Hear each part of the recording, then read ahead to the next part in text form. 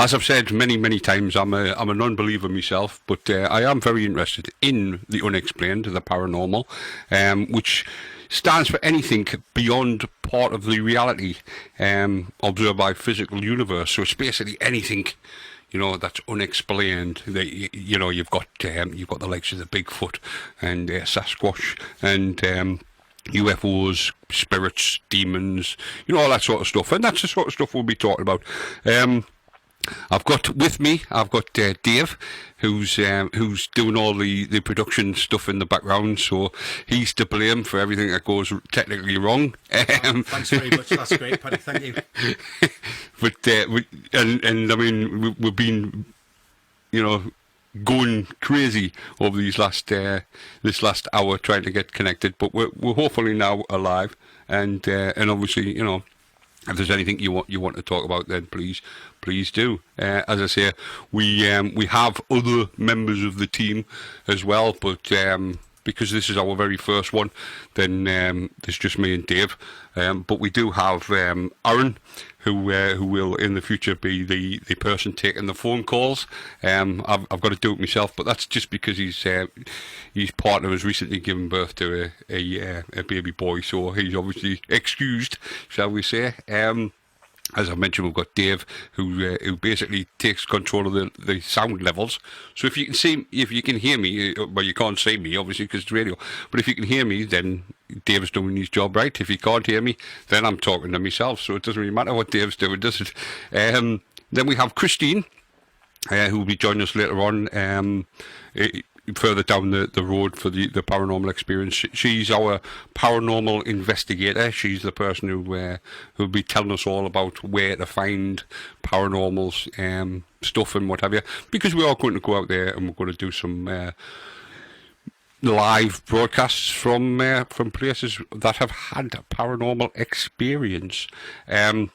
But don't forget, the whole point of tonight is to listen to you. It's all about you, as Amber Radio is in total, but it's all about you. So anything you want to talk to me about, then please get in touch.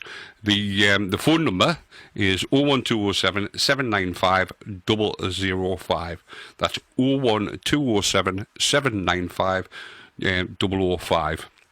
Or alternatively, you can text the paranormal experience on 60777, but you must start your message with 89MX4. So that's 60777, but you must start your message with 89MX4, and anything that you want, just let us know. But anyway, let's kick off the paranormal experience, and let's talk about some of the stuff that you could possibly ring me about. Obviously, as I've said, the paranormal is all about different things. So in amongst that, you've got things like spiritualism, ghost hunting, cryptozoology, which is the people who are looking for the likes of Bigfoot and the likes. Excuse me, and then obviously you've got the other sort of things like ufology, spacecraft, aliens, anything like that, and also included in that you've got clairvoyancy, demonic possessions. I'm sure we've all heard the story of The Exorcist, but do you know that the Exorcist is actually based on what is believed to be true events? There's actually a young guy. I know the film. It tends to be it is not tend to be. It's a young girl, but the actual story was a young 15-year-old guy who was apparently possessed by a demon, and the family was so concerned they called in the priests, etc., who is carried out some sort of exorcism on him, and as I say, it became a film. So let's have a bit of a chat about some of the conspiracy theories that's out there, and there's some weird and wonderful ones. So what should we start with? Let's start with probably the most famous conspiracy theory that there is, the moon landings. And everybody You know, we're 50 years on, and to this day, people are still saying that the moon landings didn't happen. Did they happen? Didn't they happen? Well, you know, why wouldn't they happen? That's the question. But some of the myths that surround Armstrong himself, he also do a lot of the rounds as well. One of the myths is that Armstrong was picked for the Apollo 11 because he was a civilian, and the White House wanted the first man on the moon to be a civilian. Well, that's untrue. He was a military pilot. He was a test pilot, and so he'd had plenty of missions. You know, testing aircraft, etc. So that obviously was debunked straight away. Probably one of the most famous ones is that Armstrong pulled rank when it came to actually getting out and being the first man on the moon. And once again, even Buzz Aldrin has debunked that one, because what actually happened was the way the commander, as in Neil Armstrong, was sitting, then the hinges on the door, there's no way that Buzz Aldrin could have been the first man out, because he would have to have clambered onto the top of Neil Armstrong to then actually get out. So it's to do with the door. If the door had actually swung the other way, then it would have been Buzz Aldrin who actually stepped out on the moon first. But no, as it happens, it was obviously Neil Armstrong, because what they had to do was Neil had to get out, do his bit, you know, one small step for man, one giant leap for mankind, and this, that, and the other.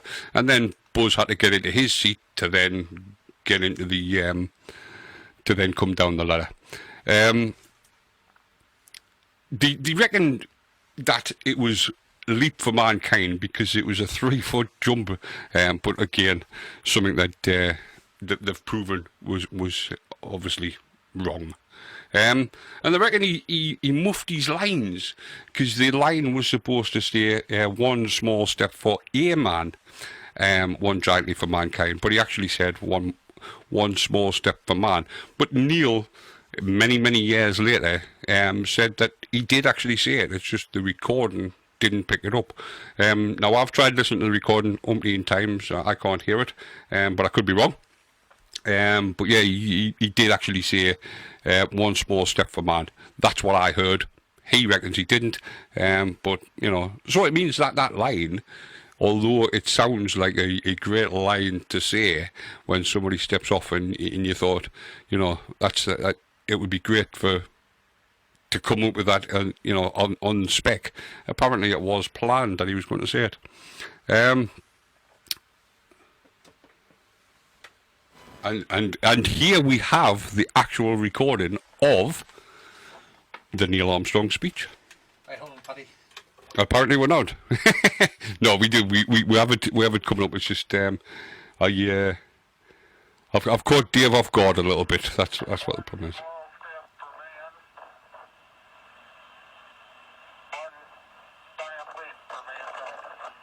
So as you can hear, at no point does he say a man.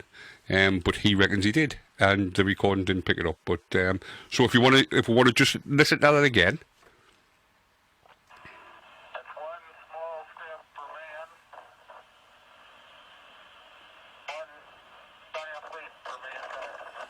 So as you can see, at no point did it even sound like he had the A man in it. But apparently that's what he was supposed to have done.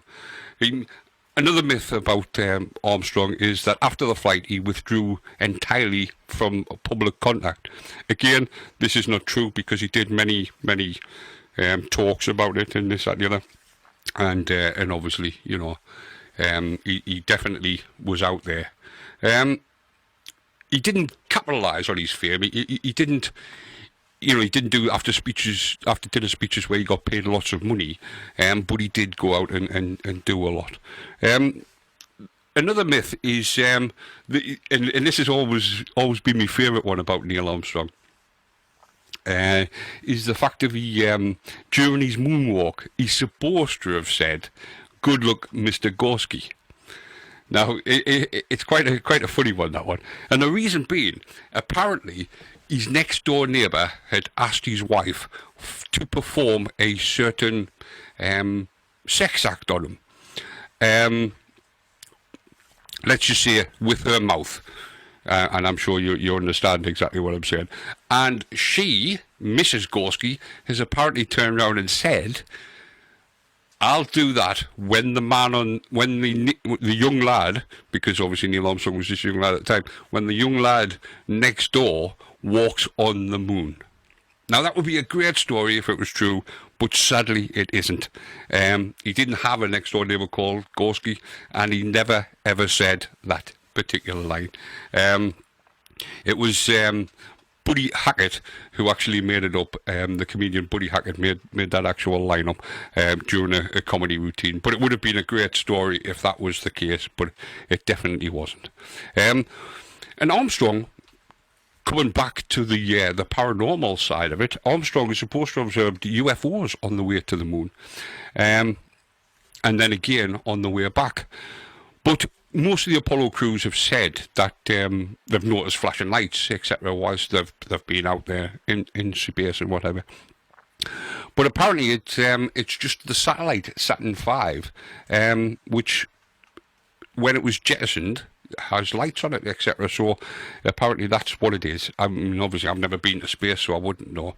And then, as I said, the most famous conspiracy theory of all was that Armstrong actually filmed all the moon surface sequences in Nevada, in the desert. Yeah, that would have been great. But if you look back at the technology that they had, I mean, just the technology to launch the spacecraft itself. Did you know that your mobile phone is 32,000, not a couple of hundred or whatever, but 32,000 times more powerful than the computer that they used in Apollo 11? So if you imagine them trying to recreate the moon landings, obviously that would be quite difficult with the technology they had at the time. But yeah, there's still 50 years later, there's still people saying, because it's something to do with the lighting. Also the flag is apparently, there's no atmosphere on the moon, so how can the flag be flying? And that one's been debunked, because what they said was they put metal rods in the flag, because if you stick a flag in where there's no atmosphere and it's a flag hanging, it would just be like straight up and down, wouldn't it? And how boring would that be? Whereas, being the US and, all this, cheering on American and whatever, they wanted the flag to be flying. So they knew that if they didn't put wire in it, it would just hang loose like a limp flag. So that's the reason why. And also when they've slammed it into the moon's surface, because the other one is that it actually waves around, the metal pole that it's attached to obviously causes vibration, and the vibration causes vibration in the wires, which is inside the flag, and therefore the flag looks like it's actually flying in the wind. So all them have been debunked. And the last myth about Neil Armstrong is, as an astronaut facing an enormous physical challenge, Armstrong worked out tirelessly in the gymnasium to strengthen his body. And yeah, he did live on a healthy regime, but he rarely exercised.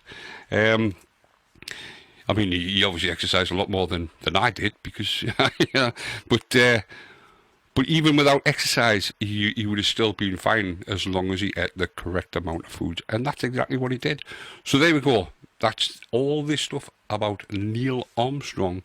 And it just goes to show, there's people out there who literally believe anything. And the problem with conspiracy theories is that people believe them.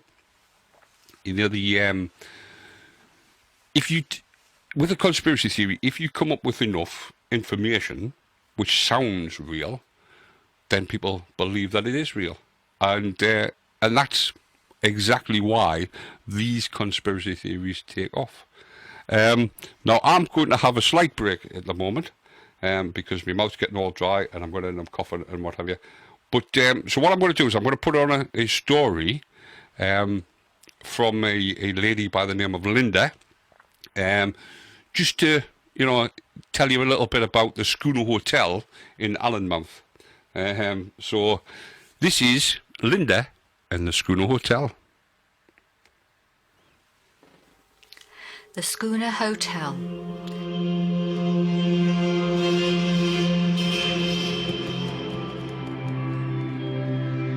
The Schooner Hotel has experienced murder, suicide and massacre during its 400-year history. Perhaps it comes as little surprise then that the hotel has twice been awarded the title of Most Haunted Hotel in Great Britain by the Poltergeist Society. It is said to be home to over 60 individual ghosts, and there have been over 3,000 recorded sightings within the last decade alone. The Schooner Hotel is in Allenmouth, a small village in Northumberland situated at the mouth of the River Arn. The village was a key seaport by 1208, dealing primarily in grain. The village suffered setbacks in 1336 when Scottish raiders attacked, and in 1348 the Black Death hit Allenmouth, killing almost every villager. The Schooner Hotel was built in the 17th century at a time when Allenmouth was thriving as a trading port. Smuggling was rife, and the new coaching inn, the Schooner, became a popular place for smugglers to spend the night. A secret tunnel was created in the cellar leading down to the nearby beach. This allowed smugglers to come and go under cover of darkness with relative ease to carry out their illegal traffic in contraband. In 1742, the Schooner began to brew its own ale, which went down well with the residents. A cask of the ale was given to a local parson, Parson Smythe, who was touched by the gift and decided to try the ale. Unfortunately, as he was connecting the tap, it shot out and struck him on the head, killing him instantly. The tap was returned to the Schooner, and locals believed that if the tap was ever used again, the parson's blood would flow from it. Legend has it that the De Vere family, a married couple with 2 children, came over from France and booked into the inn. They were shown to their room, the room that is now room 28. Little did they know that it would be the last few moments of their lives. A gypsy sneaked up behind them and hit them all on the back of the head with a heavy object, then dragged them into the room and murdered all 4 of them by cutting their throats. After taking their valuables, the bodies were removed from the hotel through the smugglers' tunnel. Their corpses were then taken out to sea on a small boat and thrown overboard. The wing where this cold-blooded massacre took place is the most haunted area of the Schooner Hotel. In rooms 28, 29 and 30, dark shadows have regularly been seen. Visitors have reported feeling sick or dizzy when in these rooms, but as soon as they leave, they inexplicably feel fine. The spirits of a young boy and a girl have also been seen and heard, playing in room 28 during the night. Whispering and screams have been heard in this room, often by staff members who have been in the corridor outside when the room is known to have been empty. The corridor outside these rooms has the original flooring from when the hotel was built 400 years ago. It has creaky floorboards, which has resulted in a lot of people hearing footsteps walking along the corridor. This is often reported by terrified visitors who are standing still and alone in the corridor at the time. Guests staying in room 30 have complained of a drastic drop in temperature, and when they have tried to leave the room, they've found it locked and have been unable to unlock it. Then, to their absolute horror, they have seen a dark, shadowy figure in the room with them. It is said that a man committed suicide in room 30. It is possible that this is the phantom that haunts it to this day. On Christmas Eve 1806, there was a tremendous storm which caused the River Arn to break its banks. This caused the river to change course, making the harbour less accessible and leading, ultimately, to the decline of Allenmouth's trade by sea. On that stormy night, a woman waited patiently for the return of her husband, a fisherman. She sat by the fireside in the schooner's bar, with her 6-year-old daughter asleep on her lap. A local man burst through the door with terrible news. The woman's husband had been killed as his boat had been caught in the storm and he had drowned. The woman fainted due to shock and hit her head on the hearth. As her mother fell, the sleeping child was thrown into the open fire. She immediately awoke and began screaming as the flames consumed her. Others in the bar managed to pull her out of the fire. However, she was very badly burnt, her face charred and black, and she died within moments. The spirit of the young girl, known as Lizzie, haunts the Chase Bar. She's a playful ghost and is said to dance around the tables before heading towards the fireplace and vanishing into it. The corridor outside rooms 15 to 19 is home to the ghost of another child. Little is known about the small boy, but it is believed that he rides up and down the corridor at night on a small tricycle.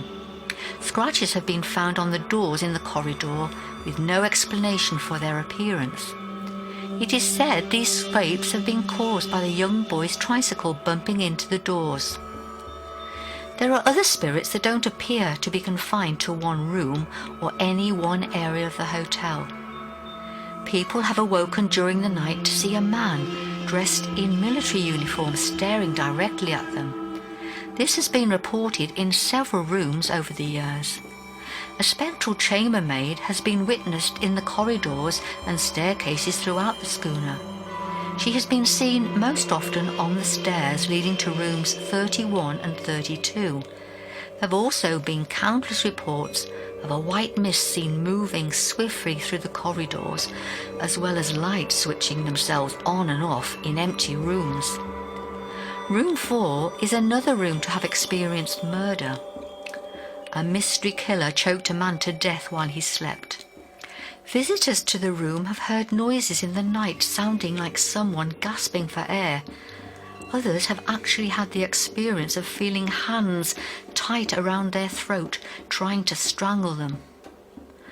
A night at the Schooner Hotel is certainly not for the faint of heart. I hope you enjoyed this story. It was taken from the book written by Rob Kirkup, Ghostly Northumberland, and is available at all good bookshops. It was first published in 2008 by the History Press. So that was Linda with the story of the Schooner Hotel. Now, what makes it more interesting is Linda and Dave actually lived in the Schooner Hotel, and Dave actually slept in room 28.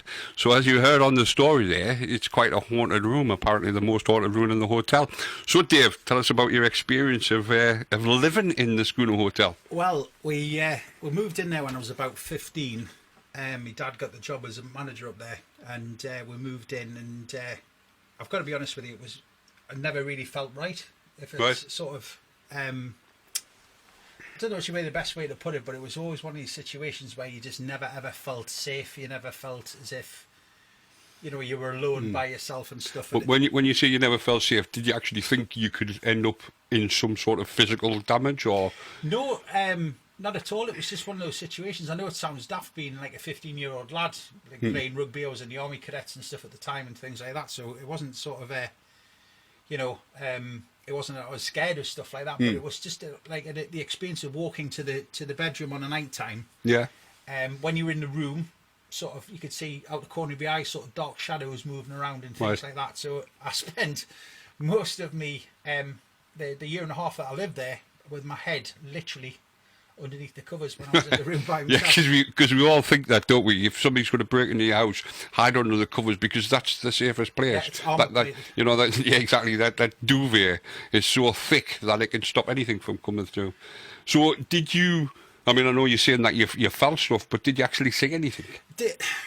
There was a number of dark shadows you used to see out the corner of your eye, and it was one of those things where you were sitting reading a book or you were watching television, and you'd sort of see something move out of the corner of your eye in the peripheral vision. Right. And you'd look across and it'd be like a dark shape or there'd be like a draft going through the room, but obviously no windows open or no door open. 'Cause Yeah. with us living in the hotel, with us being outside of my parents' flat, you had to actually physically, you had a key to lock the door. Right. So you had to, lock yourself in, because on the odd occasion, funny enough, you would have the odd person coming up to have a look, see if there was anything Right. there. And Yeah. over the other side of the building, there was the staff quarters, and regularly the staff had stuff pinched Right. because people would. Oh, because it wasn't- is that like sort of general public, Yeah. just like, they know that the hotel is reputedly haunted, so therefore they want to have a bit look, which is quite. I mean, if my house was reputedly haunted and people wanted to come into my bedroom, I wouldn't be too impressed. I think most of the time it was actually just sort of members of the public. Right. Somebody sort of. We used to have. There was a couple of people that lived. There was I don't know whether I should say this, but there's there's a person who actually lived. Just don't name any names. I'm not going to name any names, but there was somebody who used to live in the village who was notorious, for sort of letting himself in places and things like that. Right. I used to. There was a young lady who used to work there, and I used to borrow. She had the old style 80s boom boxes, and I used to borrow it, and I used to go down the beach with my friends, as you do when you're kids and stuff. And I returned it one night, and she came and knocked on my door and said, "Have you seen me boom box sort of thing?" And I was like, it was the old 3D superwoofer type thing. Yeah, all right. And it had gone completely, and. You hadn't just sold it, had you? No, God, no. Hadn't, but it had gone. There was other things going on. But I mean, going back to the sort of paranormal thing, I think probably one of the most amazing things that actually happened was, there's two things that spring to mind when we're on there. There was a guy who stayed over at the hotel quite a few times, and he was an ex-RAF. I believe he was based, I don't know whether it was Duxford, but it was around that area. Yeah. And he used to come up for his holidays, and he used to stay up at Almouth. And he said that he was introduced to the place because Douglas Bader, obviously the famous. Oh yeah, the RAF pilot, yeah. The RAF pilot who lost his legs. Yeah. And What, in the schooner? No. Well, apparently he got legless a few times. Oh yes, very very good, dear. Very droll. Yeah, sorry, it's that time of night. But no, he supposedly it was one of his favourite places to go on holiday. I don't know how true this is. But What, the Allenmouth or Allenmouth, the yes, schooner he used hotel to or always, right? Yeah, he used to always stay in the schooner. Now apparently, Is this Douglas Bader or the guy that you're talking Douglas about? Bader, Right. Douglas Bader. So, and apparently the way the story goes is he is supposed to haunt room 4. Who Douglas Bader is? Yes, supposedly. Now people have said that they've seen somebody. There's several ghosts. Now, Obviously in the hotel. as you know, Dave, the way my mind works, the amount of jokes that are flying through my head at this Yes. precise moment about short spirits and Yes, yeah. Well, let's keep it there. I know you too well. But if you think about it, when sort of staying in the hotel, there was always something going on. There was always something happening. There was always sort of, and I mean, I can remember being in there, and there was literally no residents in, especially sort of around Christmas time, early January and stuff. The place was literally, pardon the pun, like a graveyard, because we didn't have anybody staying in. Yeah. And it was always a quiet month, January, and you used to witness things all the time. The other thing that was absolutely fantastic about it is we actually found the tunnel. The tunnel that your ma mentions on Yes, By the way, that's the reason why they were living in the hotel together, because Linda is Dave's mother, and obviously his mother and father were the landlords of the hotel at the time. Yeah. So hello, Mum.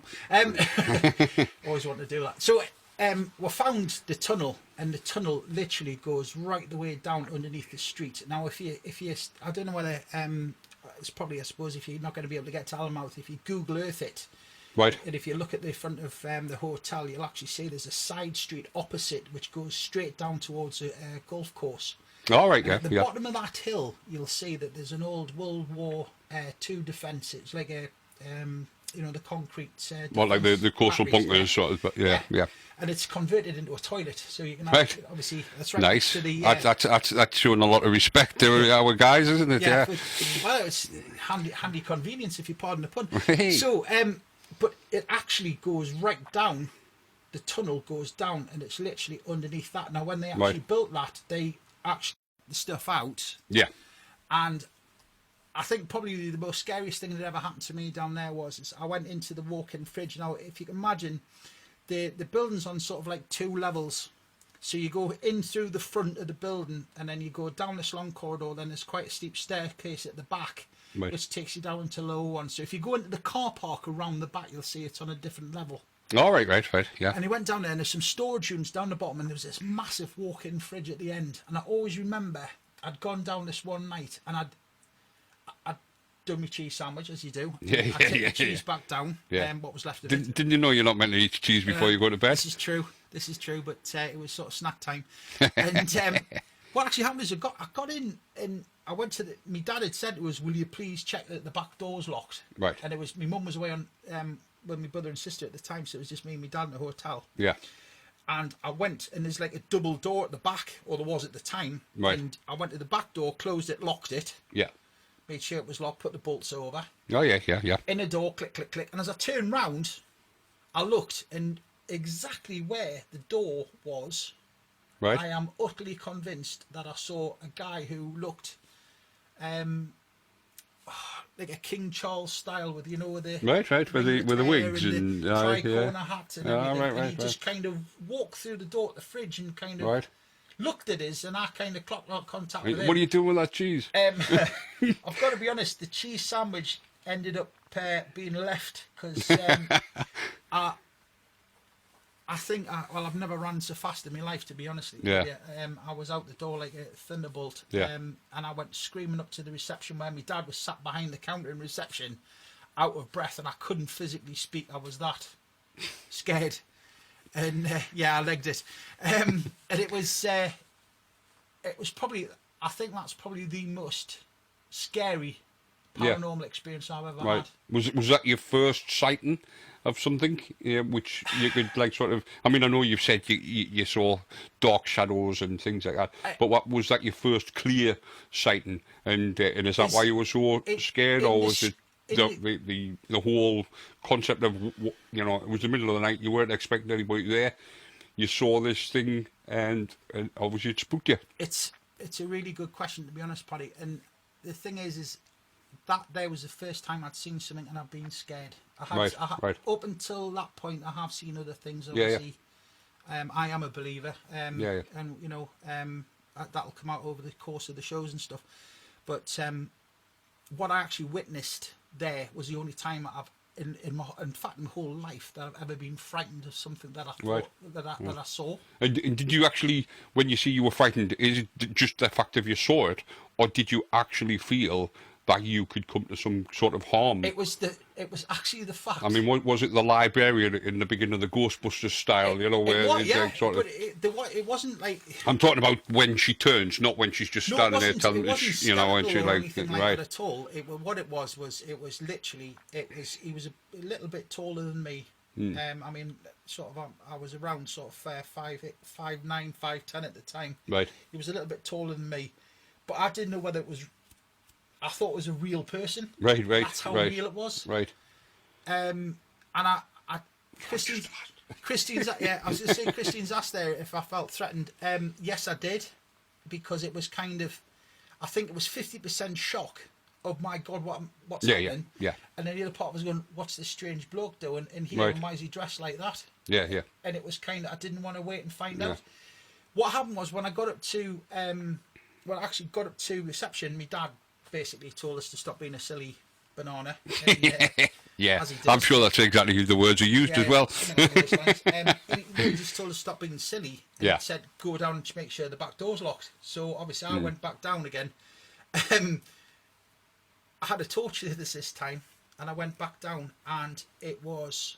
I mean, although there was a walk-in fridge there, and there was a lot of freezers in the room next to it, there was a lot of, the chest freezers. Yeah. That was always a red-hot room because of the amount of electricity in there and the amount of chest freezers and stuff. It was always a warm room, and I walked in there, and I could see my breath in front of my mouth. Right. So as I was it was that cold. Yeah, and it was one. But was it that cold because it was that cold, or was it that cold? Did it turn cold? It was August. Right. So So it Ambient should have been. temperature should have been- I was going to say it should have been actually quite warm, Yeah. with it being summertime. It Yeah. had been a red hot day. I remember that. I remember that. And it Yeah. had been a red hot day and stuff like that. And obviously, Yeah. this corridor got dark. But I think, for me, it was one of those situations where that I've seen plenty more since. Yeah. But on that's kind of the one time that I got myself. I was very worried about it, to be fair. Right. Same as when I was in like going up to the bedroom and stuff. The corridor, I didn't particularly like the corridor very much. Right, Which was yeah, outside the room. you've told me this before Yeah. about the corridor and the distance that you had to walk to your room, etc. Yeah. I mean, I've never actually been to the Schooner Hotel, so I can't. Well, You know, I mean, I know you have told me, and there's absolutely no reason to, dispute you because you lived there. But I couldn't visualise it because I've never been. Yeah. If you see, the thing is obviously the flats were like sort of separate. So my mum and dad's flat Yeah, and my sister and my brother were in there because obviously they were quite young at the time. yeah. My sister got a little bit older and she ended up with a bedroom next to on the corridor that I was in. The one that wasn't haunted. Yeah, probably. But See, that's women's lib and all that equality. Yeah. should Yes, swap rooms. stick the boy in the haunted room, and the girl can have the one that isn't haunted. Yeah, Well, yeah. to be fair, we didn't, like I say, I wasn't aware of that situation. Nobody had said anything. I mean, there was a couple of my friends that sort of lived in the village and stuff. And there was my best friend John used to live next door to us. Yeah. And I used to hop over the wall to go and see him. Right. He's Were you meant to hop over the wall, or was it his just like? dad didn't mind. It was Ah, quite right. funny though when he jumped over the other side and nearly landed on somebody's car who'd come and park for the night. But no, he used to, and sort of John's dad, a wonderful gentleman by the name of Proster. I'll Right. never forget him. Right. Lovely chap. And Crosty used to tell us little tales and stuff, but he was Right, always that type right. of bloke where you thought he was pulling your legs. Yeah, You yeah. kinda didn't Well, take it seriously. you do when you talk to the older generation. I mean, here I am, 52-year-old, talking about the older generation. But Not yeah, that when far behind you. when you talk about the older generation, you do. There is times when they're telling you something, and you're proper listening to them, and you're really engrossed in what they're saying, and then they'll say something which is completely ridiculous and couldn't possibly happen, and then you realise that they've just been pulling your leg the Yeah. whole time. But it seems to be, I mean, have we lost that? Have we lost that sort of talking to people and, getting them to like sort of, believe what we're saying, but to turn out, I mean, I know on the internet and what have you, they have lots of pranks, but you can see the pranks coming, whereas you could never do that with an older generation. You could tell you a story, and you would absolutely believe it, and then they hit you with the punchline, and you realise that they've just wound you up for the last 20 minutes. I've got to be honest with you, being the manager's son in a hotel, and Yeah. manager's son in the pubs and stuff, I've probably heard every wind up possible because obviously the staff yeah. used to do it for Yeah. sport. Yeah, So I'd kind of seen quite a few of them, and like I say, I could probably draw back on quite a few memories where I could say, oh well, this happened at this point. Yeah. But the thing is obviously with when Crosser spoke to us, I didn't know whether he was actually saying warning us, Yeah. or giving us the heads up, Yeah. or whatever it was. Do you know what I mean? Now, Yeah. I always remember. I think probably one of the funniest things that happened when because obviously the schooner was on Most Haunted. right. And I mean, I've seen some of the most haunted. As I've already said, and as David said, we are of poles apart in the fact of I'm an unbeliever, Dave's a believer, but we're both friends, and at no point have we argued about our beliefs. And the reason we don't argue about it is because we both respect each other's belief. I respect that Dave's a believer. He respects that I'm an unbeliever. He doesn't try to convince me otherwise. I don't try to convince him, as you've heard in the conversation. I don't try and convince that what he saw isn't what he said he saw. And I think that's what it's all about. It's all about respecting people's beliefs. If you don't believe in it, then fair enough, you don't believe in it. It doesn't mean that it's wrong. Let's take, for instance, the biggest belief in the world, religion. Now, I'm not going to get into a whole religious debate, otherwise we'd be here, till this time next year. But, somebody or something happened many, many years ago, and a book was wrote about it, or 4 books were wrote about it, to be precise. And them 4 books, to pardon the pun, have become gospel. And people now live by them books. So what's to say what Dave saw isn't real, and what's to say that it is real? Exactly the same as religion. What's to say religion is real, and what's to say it isn't real? It's all about personal beliefs. And if you believe, then you believe.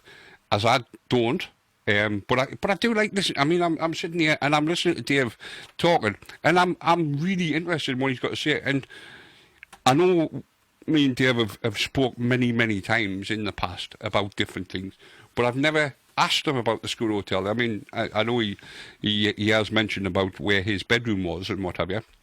But other than that, he's never really told me. I didn't know about this this guy dressed in the Charles paraphernalia and what have you. You know, tonight was the first time. I mean, I didn't even realise he had cheese until tonight. But you know, because I always thought that he didn't eat cheese, because when he gets a pizza, he doesn't have cheese on it. No, it's the tomato you don't have on it. Yeah, so you're getting confused. But yeah, so you know, so but I knew there was something he didn't have on pizza. But so yeah, it's the first time I ever heard it, and I'm sitting here and I'm interested, because that's the whole point of the Paranormal Experience show. It's all about respecting each other, and it's the interest. Yeah, there's people out there who annoy me, and the people that annoy me are the ones that will tell me that this is what happened, regardless. I saw a ghost. Yes, it was a ghost. You cannot tell me. And Dave, I mean, I don't know if you want to talk about it, Dave, but Dave had a similar experience with somebody. And bearing in mind, Dave's a believer, but he also realises when things aren't real. I think I am a believer. I believe in a lot of things, but I think the way that social media is at the moment, and the way that sort of people go on with social media, it's kind of, there's obviously, we're members of normal sort of paranormal groups. I've even actually got my own paranormal group on there, which fingers crossed will be reactivating fairly shortly. But when you actually look at these people in the groups and things like, and they put things on like orbs and things like that, and there was a there was a picture I commented on probably about 48 hours ago, and when I looked at the photograph, the question was, what can you see? Yeah, people were saying things. It was on one of the American ones, and I'm not going to say nothing. Yeah, well, you know, as Christine says in the chat room there, we've got to respect each other, and I'll give you the thumbs up. Definitely. But I think, and there was a lot of comments, and it's like, this is like a demon, and this is this, and this is that, and this is something or other, and etc. And you read into the comments, and all I saw was a black cat with the eyes caught by the light of the camera. Obviously, the reason why we have cat's eyes on the road, because they're very reflective. Well, funny enough, yes, it was this sort of like couple of yellow eyes, and it was like, looks as though it was, they dropped the camera on the floor with the lens facing up, and it looked as though the camera jumped over the top of it. Yeah, and I commented, cat. Well, you received a rather pleasant private message, didn't you? Yes, but I mean, I've got to be honest with you. For me, it was, I mean, I have done quite a bit of photography in the past as well, and it was, you know, it was, to me, it was just kind of like, yep, there's a blurred cat running across the top of it. Christine's commented, she's saying that she couldn't even say that, if that was the one that, I think if I commented, you might have seen that, Christine, because obviously we're friends on Facebook. But, and it's these people when they put these pictures on, and they're like, this is, I can see this is me, such and such, auntie, uncle, whatever. Definitely. You know, and it's kind of like, you've got to take it for what it is. It could be chromatic abrasion, could be lens flare. Absolutely. Whatever, million things and stuff. Yeah. And, you know, it brings us nicely into the sort of the UFO thing. Yeah. We talk about UFOs, and, you know, I've only ever, as much as I believe, and you know, my personal factor on that is, if we were the only people in this entire galaxy, entire universe. Well, 7.7 billion people live on this planet. Yes. We would have to be totally arrogant to believe that the 7.7 billion are the only people that exist, or the only beings, shall I say, that exist in the whole galaxy. Because at the end of the day, how many people, or how many, living organisms are there on this planet? There may be 7.7 billion people, but how many other things is there? Spiders, flies, worms, birds. How many different species of birds is there? So we could go on forever and list. I mean, they're still finding species to this day in the sea, on land. I mean, there was something reported the other day about an animal which I thought was extinct, but then they found one 40 years after it had been declared distinct. They found one way in the jungle somewhere. So just on this planet alone, there's vast amount. As I say, there's 7.7 billion people, and as we know, various races. So a person isn't just, this is a person. Show a picture of a person, this is a person. Well, it isn't, because there is variance on that particular sort of variety of people, and the same with insects, flies, birds, and fish, etc. They're all out there. So for us to turn around and say that in a galaxy which on one planet alone has so much of vast life, to turn around and say that we are the only living, or the only planet that has life forms on it, would be, typical of the human race. Very arrogant. Now, I don't believe we've been visited. There's a difference between believing that there's life out there and believing that we've been visited, and that's where my belief stands as far as UFOs concerned. Paddy, you opened the show there tonight talking about conspiracy theories. Yeah. I mean, that's probably the greatest conspiracy theory out there, is have we been visited and are the governments keeping it away from us? Do you know? Well, what you call it, I mean, I've got a little story about it here, when I find it. Where's it at? I'm sure you'll have all heard it, the Roswell. Yes. You'll have all heard the Roswell story of how there was an alien spacecraft crashed in Roswell, and obviously everybody, everybody went crazy about it because of the fact of, I will find it. It is definitely here. I know, because I just read it. So where we're at? Just going to say, Paddy, while you're just searching out for that one, guys, we've got the Amber on Radio chat room going on in the background there, and obviously you've heard us refer to it. We've got Christine in there at the moment. Sitting all by herself. Yeah, it was me and Christine in there, bless her, and she's doing a sterling job, bless her. But if you get yourself across to our website, which is Amber on Radio, that's AMBRONRADIO. webradiosite.com. Yeah, it's a bit of awful. It will eventually change. I mean, I am actually looking at of just changing it. I mean, we currently have another website which is defunct, or is about to become defunct, which is ambron-radio.com.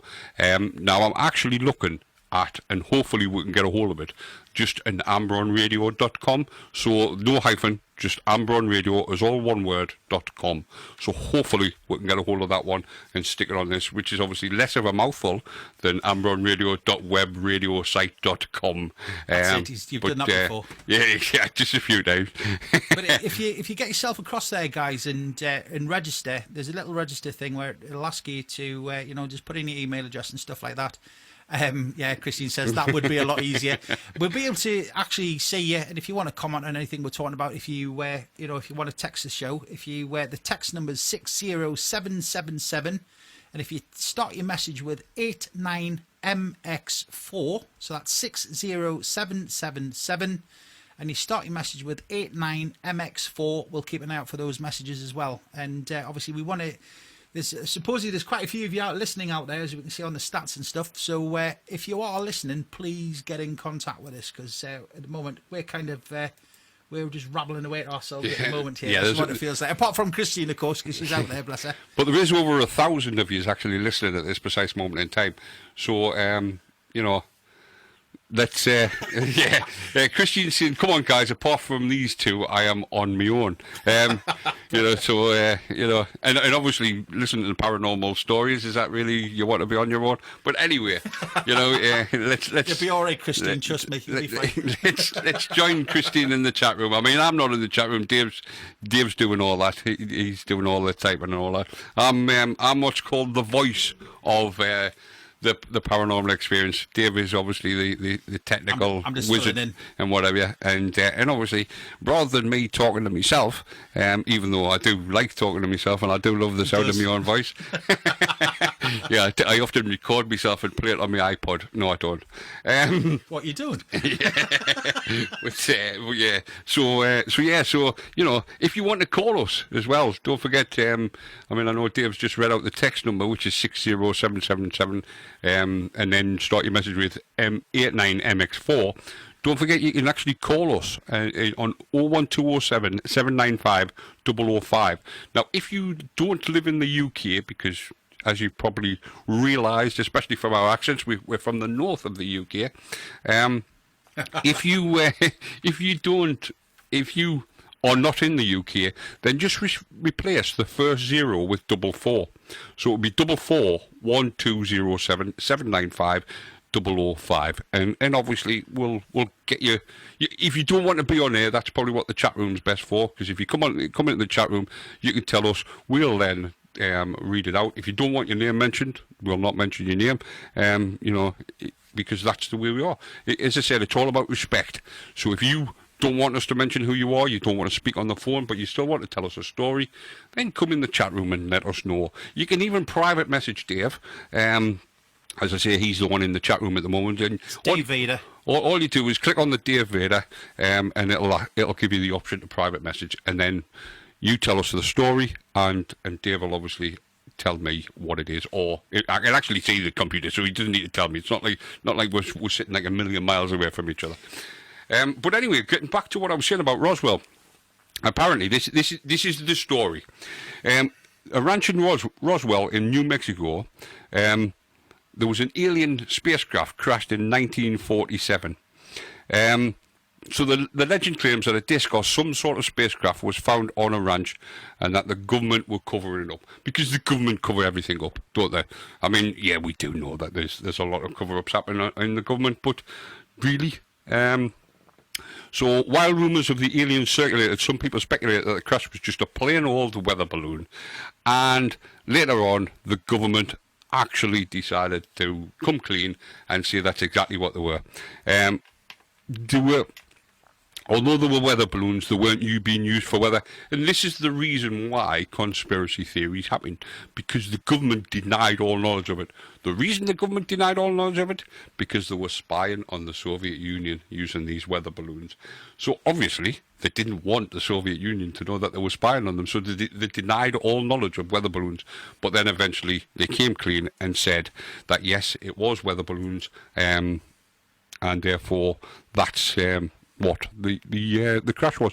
So you've maybe seen the film Alien Autopsy, which is supposed to be about Roswell and about an alien that they carried an autopsy on, but they didn't, because there was no aliens. But that's exactly the sort of thing that we're talking about.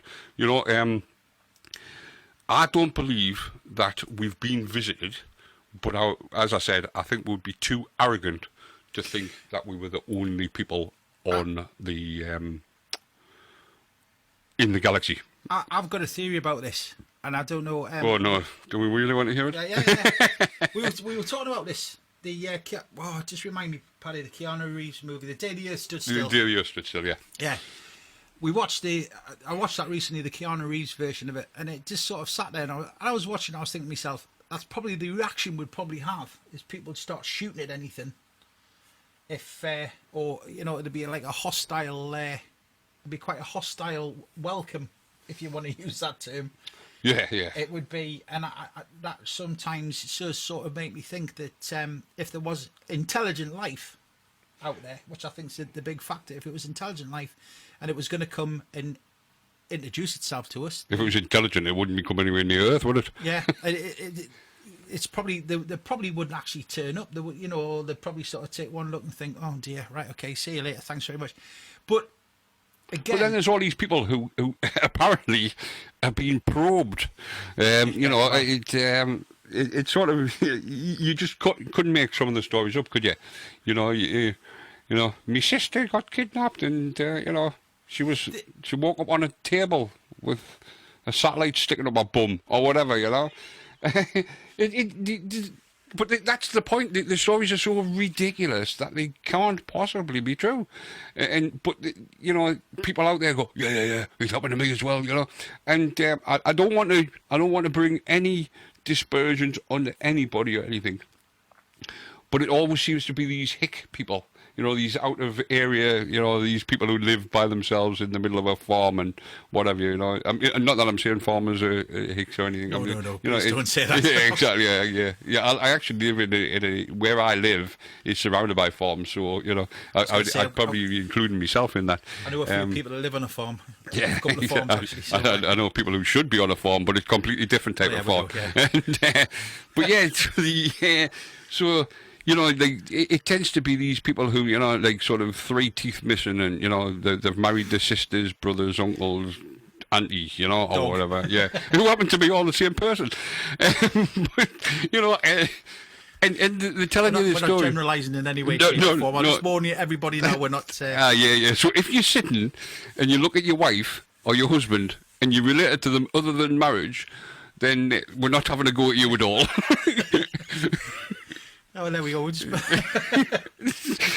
Yeah. So anyway, so it always then there's a recording of them as well. I mean, we live in, as I mentioned earlier on when I was on about Neil Armstrong, we live in a world where the mobile phone that we have is 32,000 times stronger and more powerful than what launched Apollo 11 and took men to the moon. And yet we can't get a proper picture. You know, it's like I'm taking a picture of me girlfriend walking down the road, snap, lots of nice pictures, alien aircraft comes along, all of a sudden, me camera decides, it's not going to work. Now, this is where conspiracy theorists come in, because what conspiracy theorists do is they then go, yeah, but that's interference from the UFO. Yes, of course it is, mate. You know, because it's not. It's the fact of you know, whatever reason you've took a rubbish photo of an alien aircraft, which, you know, when a lot of the times when you look at them, you know, they're going to be debunked straight away because of the fact of they look like a flying saucer, you know, or they look like a fly. You know, I mean, there's a photo where it looks like a rabbit on skis, but it's a bird. But it's just the perspective of it looks like a rabbit on skis, but obviously, of course, it's not. So we've obviously heard about Dave's experience in the Schooner Hotel, and you know, we obviously talked about like sort of conspiracy theories and what have you. So if there's anything you want to talk about, don't forget to get in touch with us. We're ready and waiting for your calls, because that's what we're all about. We want to hear what you've got to say. We could talk all night, you know. We probably will. Yeah, exactly. but we don't want to. We want to hear what experiences you've had, because and as I've often said, it's not about debunking anything, and it's not about proving anything, and it's not about, you know, I'm a non-believer, Dave's a believer, so at no point is Dave going to, you know, if you turn around and go, oh well, I don't believe, Dave's not going to go, well, you should. And the same as if you tell me your story, I'm not going to go, you're talking a load of rubbish. I think again, we've discussed this quite a few times, and something I want to put across, obviously, as we are setting the stall out tonight for the paranormal experience, is that I want you to sort of, if you've got anything that you sort of, you know, want to come back to us and stuff like that, or you want to talk to us about, you know, we'll be more than happy to listen. We do want your stories. We want you to sort of call us, let us know what you've seen, and, you know, we'll talk about it. We'll go, you know, and I think kind of come to a conclusion. Not that we don't want to debunk anybody. That's not what the show is about. It's about sharing the experiences and things like that. I think what we're going to potentially do as well is looking at the social media, because we're on Facebook as well, and Amber on Radio on Facebook. we will sort of put in sort of topics and things like that. So if there is something that you do want us to discuss, if you want to click on there, or you want to come via the website, there's a contact us on the website for the email address as well. If there's something you want to sort of read out or something like that, please get in contact with us, so we can talk about it and look at your story. I mean, you're absolutely right, Dave. I mean, when I get told a story, I don't go, "No, you're wrong." What I do, and I have done it with Dave when he's told me stories. What I do is I look at an alternative. There's an alternative, because that's the way my mind works. My mind doesn't go straight to the paranormal. My mind goes to what it could be, and at no point am I saying it is, but that's where my mind goes. I think for me as well, I'm sort of quite scientific in how I actually look at it. So I'm not sort of oh yeah, that's going to be something paranormal, something like that. I tend to question stuff and say, yeah, try and find a plausible explanation. And then if there's no plausible explanation, then again, it is what it is, I think, for me. Yeah, absolutely. And I think that's the way it should be. Because a lot of times there is things which can be explained away. Don't get me wrong. The world is a very, very strange place. We've been here for quite a long time now, and there's lots of things that have happened which can't be explained. Very bizarre things that have took place, which, regardless of what side of the fence you come down on, still can't be explained. It can't even be put into the paranormal side because nobody knows what it is. Now, people might say, "Oh, well, it's paranormal because it can't be put in." But the thing is, you can't just instantly go for the paranormal, and you can't instantly go for the no, it's not. And that's exactly why we have a bit of a balance. I mean, Dave and myself are friends anyway, so it's not like we just decided to get together to do this show. We've been friends for quite some time now. And we do other things outside of well, we used to do the other things outside the radio station. Now the radio station pretty much takes up our whole life, as Dave's partner will probably be able to tell you. Yes.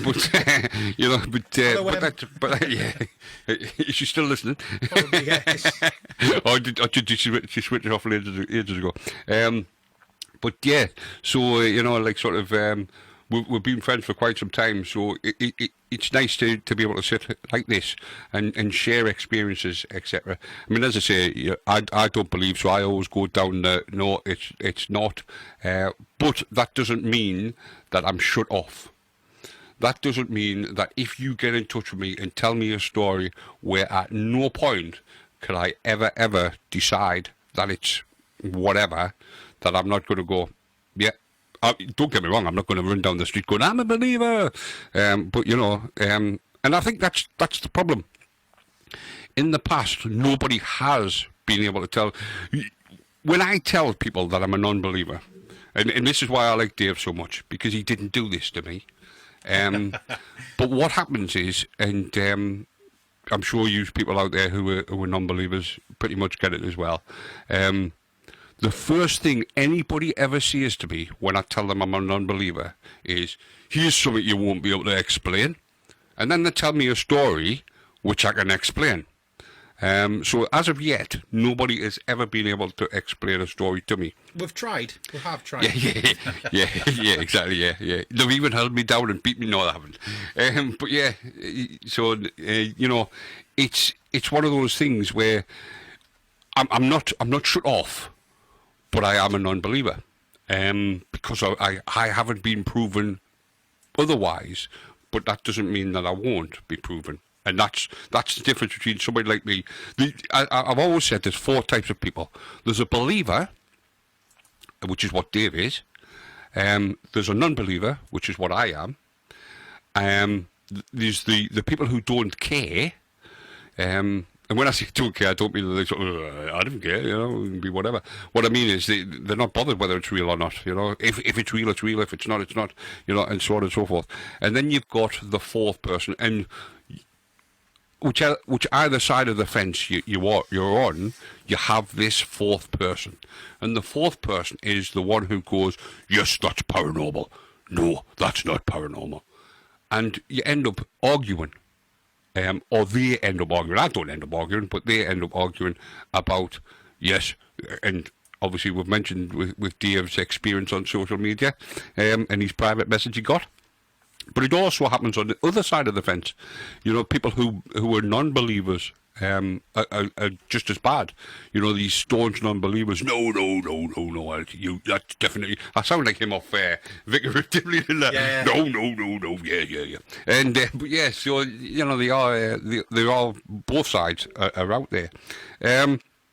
But just let us know anything that's happened or anything that you want to tell us about. It may not be paranormal.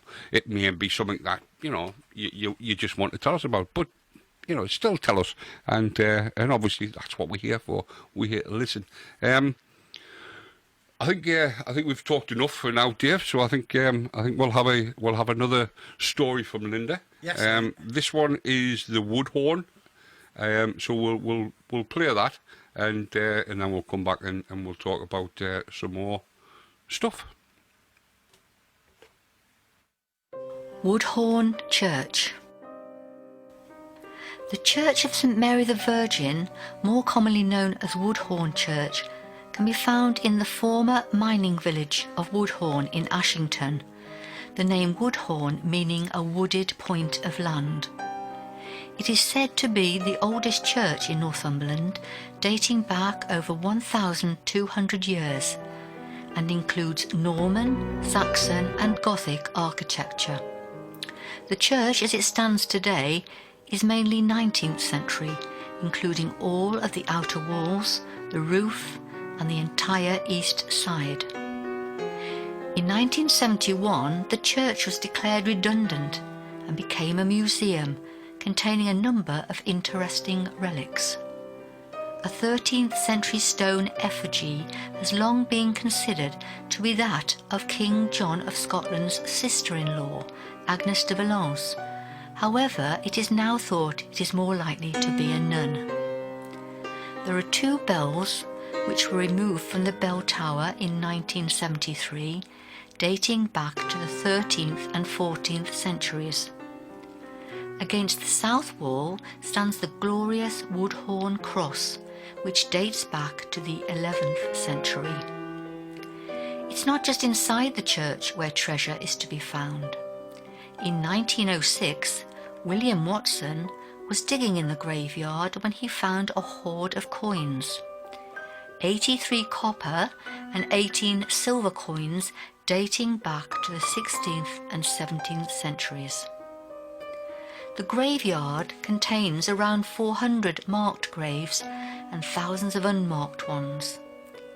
The earliest legible graves date back to October 1717, when siblings Joseph Annat, aged 4, and Sarah Annat, aged 1, died within days of each other. There are also the graves of miners killed in accidents while working in the local mines, seafarers who met their end in the nearby North Sea, and soldiers who lost their lives in First World War. One brave soldier who died in the First World War was Tom Chalkley, and he has haunted the graveyard ever since. During the war, George Charlton, the assistant sexton, saw Tom walking through the graveyard. Tom was well known in the village, and George thought it was strange to see him, as Tom was meant to be overseas fighting for his country. He considered going over to see him, but Tom seemed preoccupied, so George left him to his thoughts. Later that day, George saw Tom's cousin and asked why Tom had come back from the war, explaining that he'd seen him in the churchyard earlier that day.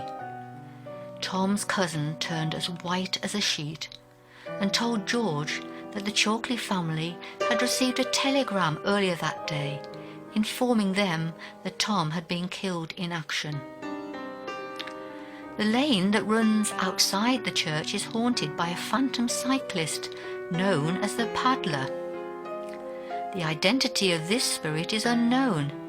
He rides a black bicycle with flat handlebars with a distinctive white stripe on the rear mudguard. The cyclist is encountered at dusk and wears pitman's clothes with large, heavy boots and a cap. He has a skeletal face with empty eye sockets and a gaping lower jaw puncturing his grey, dried-up skin. His rotten, black teeth rattle inside his skull as he pedals along the road. No one knows who he is or how he died, but he's been seen on dozens of occasions, accompanied by the squeaking of his rusty bicycle wheels. I hope you enjoyed this story. It was taken from the book written by Rob Kirkup, Ghostly Northumberland, and is available at all good bookshops. It was first published in 2008 by the History Press. So that's Linda there telling us the story of Woodhorn Church. So we've obviously been mentioning aliens and what have you. So I'm going to go through some of the conspiracy theories that are to do with space. So the first one we've mentioned already. The Apollo moon landings were faked. So apparently, well, it's not apparently, 12 NASA astronauts walked on the moon between 1969 and 1972. But what they're saying is that it never happened. And the reason why they debunk it, or the reason why they say this never happened, is because there's no stars in the sky when the moonwalkers are walking about on the photos and what have you. As we mentioned earlier on, the flag is fluttering whilst on the surface. And there's footprints in the moon dust, and yet the lunar module, which is a lot heavier, doesn't leave tracks and what have you. So, to debunk it, the answers are quite simple. There's no stars in the sky. The same reason you don't see them on a daytime when you look up to the sky, because the light obviously washes them out, etc. And it's exactly the same when you're up on the moon. You're not going to see them because because technically you're in daylight, aren't you, on the moon? Although it's dark, you're in daylight because the sun, etc. So that obviously gets rid of the stars. We've mentioned about the flag and it having metal rods in it and what have you, because otherwise it would just be a pretty lackluster photo if they took a photo of a flag that was just hanging loosely. And the lunar module is bigger and heavier than a man, so therefore its weight is dispersed more evenly. So whereas when you're stood on the ground, your weight is directly down to your feet. It's a bit like a car. The weight of the car may be 2 ton, but there's not 2 ton on one tyre. And it's exactly the same with the lunar module. The weight is heavier than man, but it's not fully on one tyre, so therefore the tracks obviously aren't being shown. But it doesn't matter what NASA say anyway, because apparently, according to some people, NASA is a lie. NASA doesn't actually exist. So if NASA didn't exist, then we're going back to the moon landings didn't exist, because obviously if NASA aren't around, then you can't actually have a moon, the Apollo moon landings, because the actual organisation doesn't exist. Because what they're saying is all these Mars and Pluto pictures, and even the pictures of the Earth are all faked, and they're all computer generated. Apparently that's not what Earth looks like. This is what the conspiracist is saying, that these things don't exist. We haven't seen pictures of Mars, we haven't seen pictures of Pluto, we haven't seen pictures of Venus and Jupiter and what have you. We haven't even seen pictures of Earth, because there's nothing in space, because there's no organisation that has sent anything up there. Now I'm sure, was it Tim Peake, the astronaut from the UK who was in the International Space Station not so long ago? I'm sure he'd disagree. But then again, obviously these theorists would say, well, he was in on it, wouldn't he? And this is the problem with these theorists, is that you would get people who instantly believed that something was happening, so therefore whatever you say, they have an answer for. So if I was to say Tim Peake would disagree, they would say, yeah, but Tim Peaks is getting paid lots of money to disagree because he's sitting in the desert somewhere. Paddy, I tell you what it is. There's one thing flying out there when you're talking about pictures of the Earth and things like that. Because obviously, I like my photographs and stuff. You can hear the kettle in the background. That's a good sign. Yeah, good sign. But when people are talking about the Earth and the curvature of the Earth, etc., etc., etc., when people are, Well, ironically enough, that's my next conspiracy theory: is the flat Earth. I just want to ask this question, Paddy. If you don't mind, I'm going to jump in and I'll jump out again, if that's all right. No problem at all. If there's anybody out there listening, can you get in contact with us on the Facebook page? Or if you want to email us, it's info@ambron-radio.com. If you want to email us and let me know, honestly, and explain it to us, because I can't get my head around that. I genuinely, it's one of those things, and it's not that I'm being rude. If you believe it, that's absolutely fantastic. But would you please explain it to me, because I just can't get my head around it. Well, according to the theorists, it's actually a very popular belief, as we know, because we've heard people on about it. There's people arguing on Facebook and all social media groups and what have you.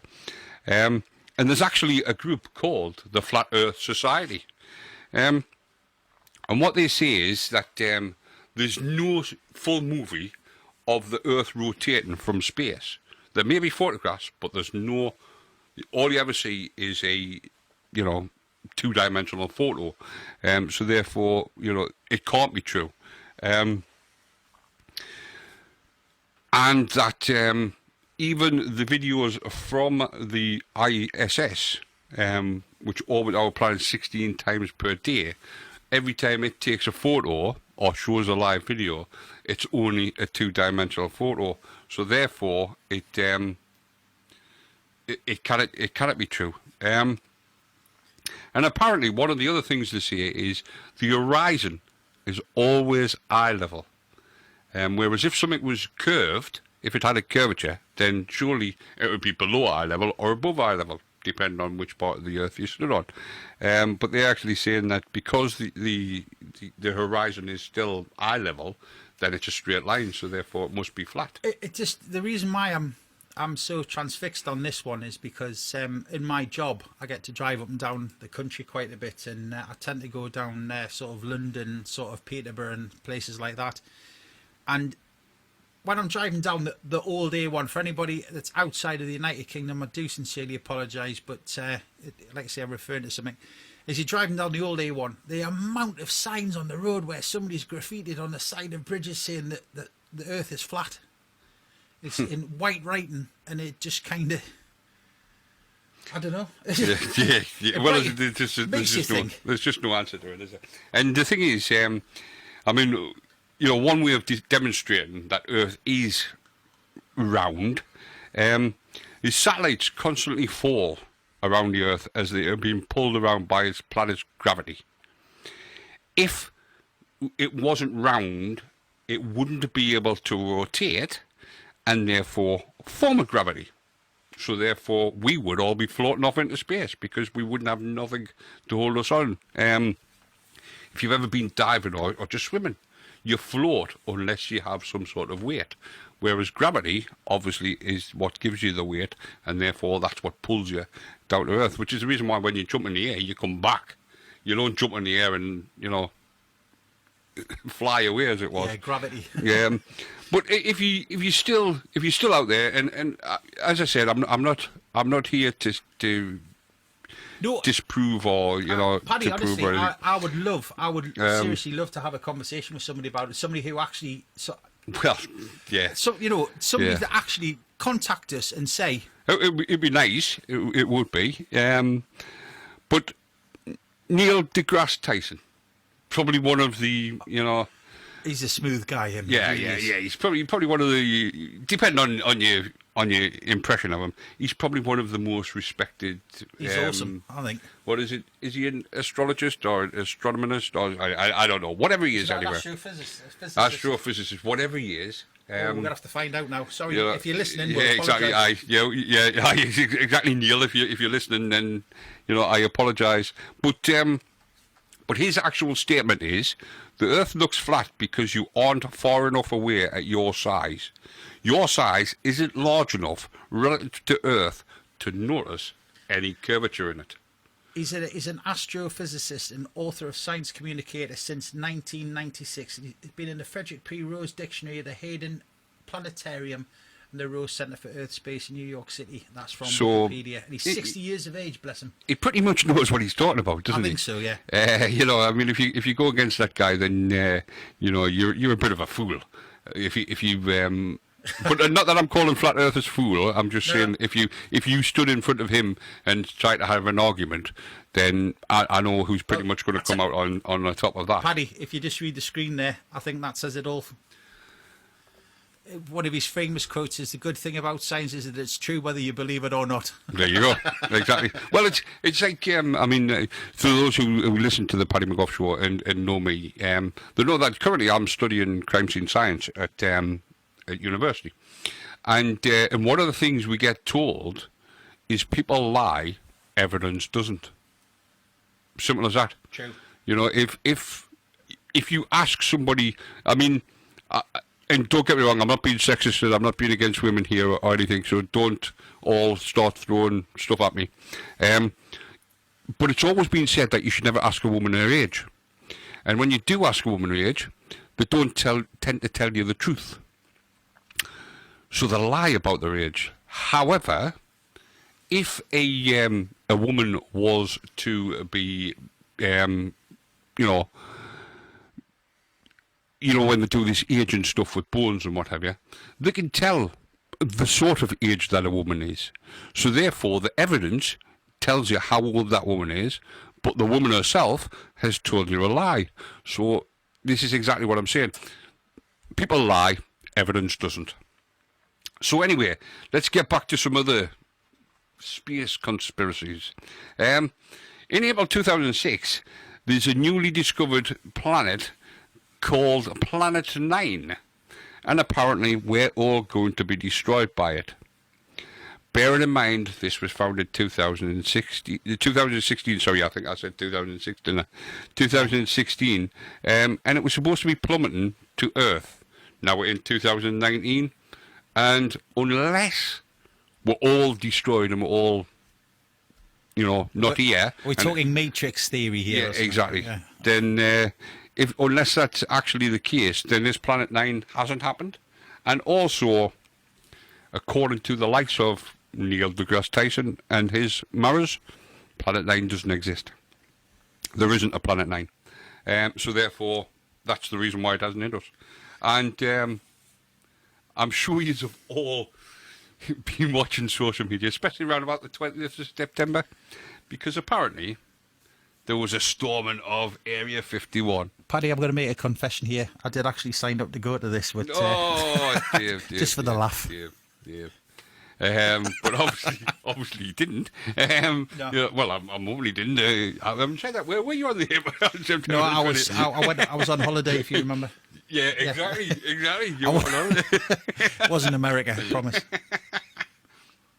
So anyway, Area 51 was stormed. Yeah, there was a group of people in camper vans outside. Going back to what I was saying about alien people, or people being abducted by aliens.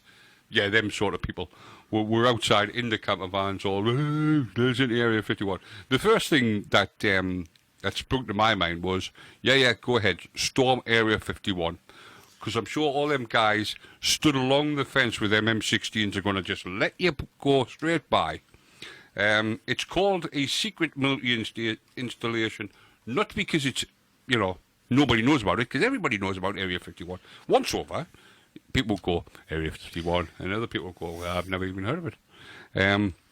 But now everybody's heard of Area 51. The government did at one time, the US government did at one time, deny all existence of Area 51, but now they've sort of given up and said, yeah, we do have an Area 51.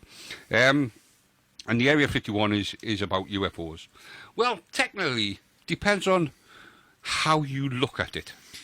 Because a UFO, if you take the word as it, or the letters as their actual stand for unidentified flying object.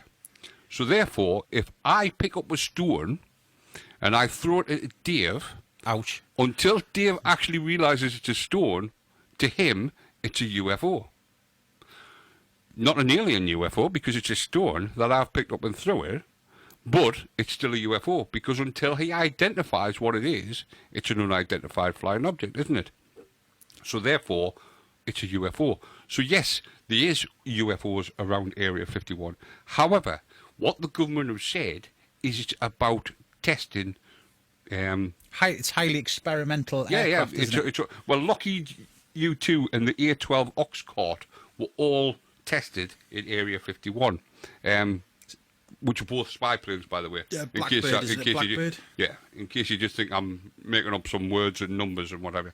But they were tested at Area 51. So, yeah, when people saw these, I mean, if you saw the stealth bomber, it does look like an alien aircraft, or what is perceived to be an alien aircraft. But not to be, moving on to another one, not to be content with Planet 9, because, yeah, Planet 9 didn't happen. So, therefore, let's have Planet Nibiru, which is coming for us. No, it isn't, because that was in 2012. So, every single year, it seems to be, or at least in this case, every 4 years, so we'll probably get the next one in 2020.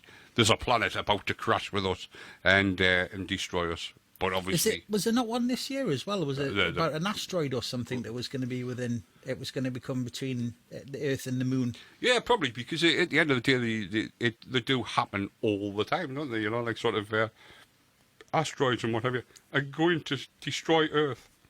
I think the thing is like this the extinction level event thing. You know, the thing that wiped out the dinosaurs and thing and stuff like that. And I mean, they found that one of the craters was supposedly off the coast of Mexico, to the east of sort of Mexico, and sort of south of Florida. I think there's like apparently the documentary I saw, they'd actually drawn a circle. Yeah.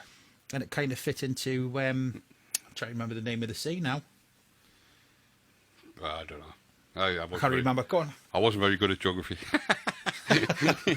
But then also on Sidonia, which is a part of the surface of the... It's your favourite song, isn't it? Knights of Sidonia, yeah. On Mars, in Sidonia, which is like I say, a section of Mars, there's faces. Now, you can Google these. If you Google faces on Mars, there would... But then again, depends on how you think about it. See, this is where some of the conspiracy theorists trip themselves up, because the photograph was taken by NASA's Viking 1. Now, going back to what we were saying earlier on, if NASA didn't exist, how did they take these photographs? So therefore, you know, how can there be a photo of faces on Mars took by NASA that doesn't exist? And this is sometimes where the conspiracy theorists trip themselves up. But if you Google Mars, faces on Mars, you will see that what appears to be faces. But we're going back to the pareidolia, where people are seeing faces in things. You look at the moon, there's a face in the moon. There's not a face in the moon. You know, it is literally just the way the creators and the what have you are. But pareidolia, which is what we do with the first thing we do with our mind, you know, when we see something, is looking for an image of a face. Or a pattern. Or a pattern, yeah, exactly, some sort of pattern. And apparently, the moon Lapidus is an alien Death Star. Oh, this is my favourite subject. I'm a bit of a Star Wars fan. So if you're a massive Star Wars fan, then apparently you need to go and visit Lapidus, or Lapidus, the moon of Saturn, because it's a Death Star. So it's been sitting there for all this time, done nothing. So I don't know what. As Christian says, this pareidolia is the same with clouds. Actually, just jumping on that, if you don't mind, jumping on that one very, very quickly. Yes, I do mind. There was one of the ones that I read today, and a woman had put on saying that she'd lost a baby, and she was took a photograph of the clouds, and it actually looked like a woman holding a baby. Now, the story goes that a mother had gone into spirit, her mother had died, and she took that as comfort that the baby that she had lost was with her mother, and her mother was holding it up to say, "This is it." Yeah. And do you know what it is? It's absolutely, if that's kind of gives you the comfort, then I'm all for that. If that kind of sets your mind at rest and stuff. Absolutely. You know what I mean? You And know, it was, there was people, again, we're talking about social media before, there was people making comments about it, which I thought were really unfair. And I kind of, it was one of those moments where you like sort of put the phone down, basically. Yeah. Oh, yeah. Because I was getting quite annoyed with it. But if that gave that woman that little bit of sort of, a bit of comfort. And I think sometimes it's that's you know, it's needed. Not taking anything away from people who believe in spirits and this, that, and that. But sometimes I think you see things because of that. I think you do see things that would bring you comfort. You know, if you lose a loved one, such as this woman who lost her child, she saw in the cloud her mother, or what she believed to be her mother, holding her dead child. Yeah. To say, child's all right with me, you know, crack on. And that's in her mind. That's what she did. And sometimes you hear people saying, you know, my mother's just passed, but she came to see me last night.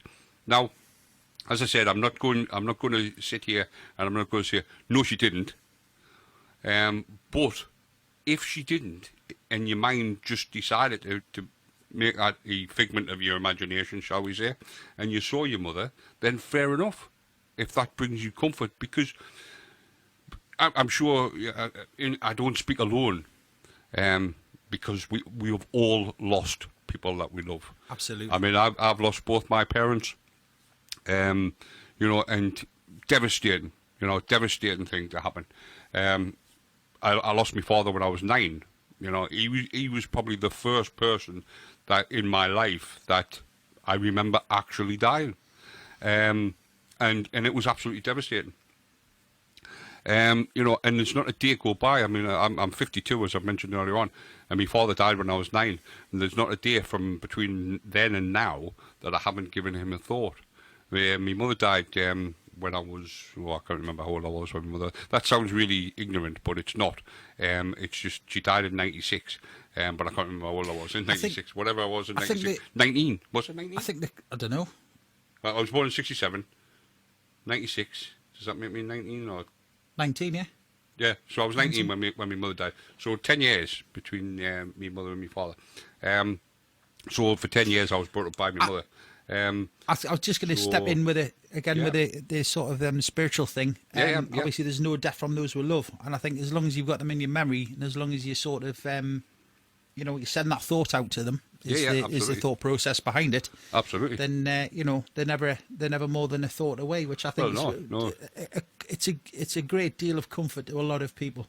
Exactly, and as I say, there's not a day goes by when I don't think of the pair of them, and sometimes, you know, I mean, it sounds weird, but there's sometimes when I think of things that have happened that when I wish that they were here because they would know the answer, but then the answer appears. So is that being communicated to you? Well, exactly, and that's the thing. Is it being communicated to me, or is it just the fact of the answers happened, and it's coincidental? And that's where we sort of have the line, as it was, is where do we cross? Where do we go from coincidental to paranormal? And that's exactly what it is. Dave's about to read something that Christine. Saying, David. Hopefully, Christine allows us to do this. I hope you don't mind, Christine. Christine. I've known Christine for quite some time, and I know she lost her husband. I know she was absolutely, and please, thank you, Christine. She said no problems. You're a wonderful person. I'll buy you a cup of coffee next time I see you. And she's saying about comfort. He doesn't even buy me one. I see him all the time. Yay. When she's talking about comfort and things like that. Now, Christine sadly lost her husband, and she went to see a medium, and we're not going to mention any names, but and the medium told her that stuff that nobody knew, and that gave her a great deal of comfort. And I knew she did find that very helpful. I think it's probably the best way to put it. I'm sure she'll correct me if I'm wrong, but you know, that helped her out through her times. And I think she, you know, it's like anything else. Whenever you lose a loved one, especially when you've been with them for a number of years, it's a massive shock to the system. I think losing a parent's a different type. You know, I lost my grand. Absolutely. It's all. It's a horrible thing. I mean, I was divorced in 2009, and again 10 years ago, and I live in the house that I lived in with my wife and my 2 children, and I still to this day think they're going, you know, somebody's going to walk through the door at a certain time, or somebody's going to come down the stairs and what have you. Obviously, I'm used to the fact that it's not going to happen, but there's still times when I'm sitting watching something and I'm thinking, you know, like on a night time, I'll be sitting watching the TV and I'll turn the TV down because I think they're in bed, and then I'll think, oh, you know, and so absolutely, I fully get this whole, you know, it's all about comfort. Whatever you find comfort in. If it's listening to a medium and they tell you something which, you know, they couldn't possibly know elsewhere. I mean, obviously the question I would then ask is, how did they know this and the other? But yeah, you know, anywhere you find comfort, that's what it's all about. Yeah, Christine's just saying there in the chat room, she's saying that she feels the same, and she still looks out for her husband. Absolutely, yeah, and, absolutely. You do understand that, you know, and like I say, there's nothing that can replace it. Nobody can actually sit in front of you and say, you know, this is going to make you feel better, because you go through the range of emotions. There's anger, there's the loss. And I mean, they've even done research, haven't they? The physical heartache from losing somebody. I mean, there has been people died, and they've said it's been dying of a broken heart. Catherine Cook's husband died a couple of days after her, and it was said because he died of a broken heart. The amount of stories that I've heard with stuff like that, you know, where you've had sort of like a couple married for years and years and years, and then sort of one of the partners dies, one of the partners passes away, and then it's like within a matter of days. Yeah. And it makes you think. There's definitely something there. There's definitely something more to it. Yeah, and you know, I mean, is love physical as well as mental? You know, obviously, a love is an emotion, but is it a physical thing? Is that why? I mean, I had a dog, and I'm sure all you dog lovers out there, I'll agree with me. And sadly, he passed away a couple of years ago. He was awesome. He was. And I actually felt physical pain in my heart when he passed. Pain that I'd never ever felt before. I don't know if it, you know, and this sounds horrible because of the fact that I've just told you that I lost my parents, but I didn't feel this physical pain with my parents. So I don't know if it was the fact of because I was so young when they both went, that I hadn't developed properly. But the very next thing, person, animal, whatever you want to call it, that I lost was my dog. And I actually felt physical pain in my heart on the loss of the dog.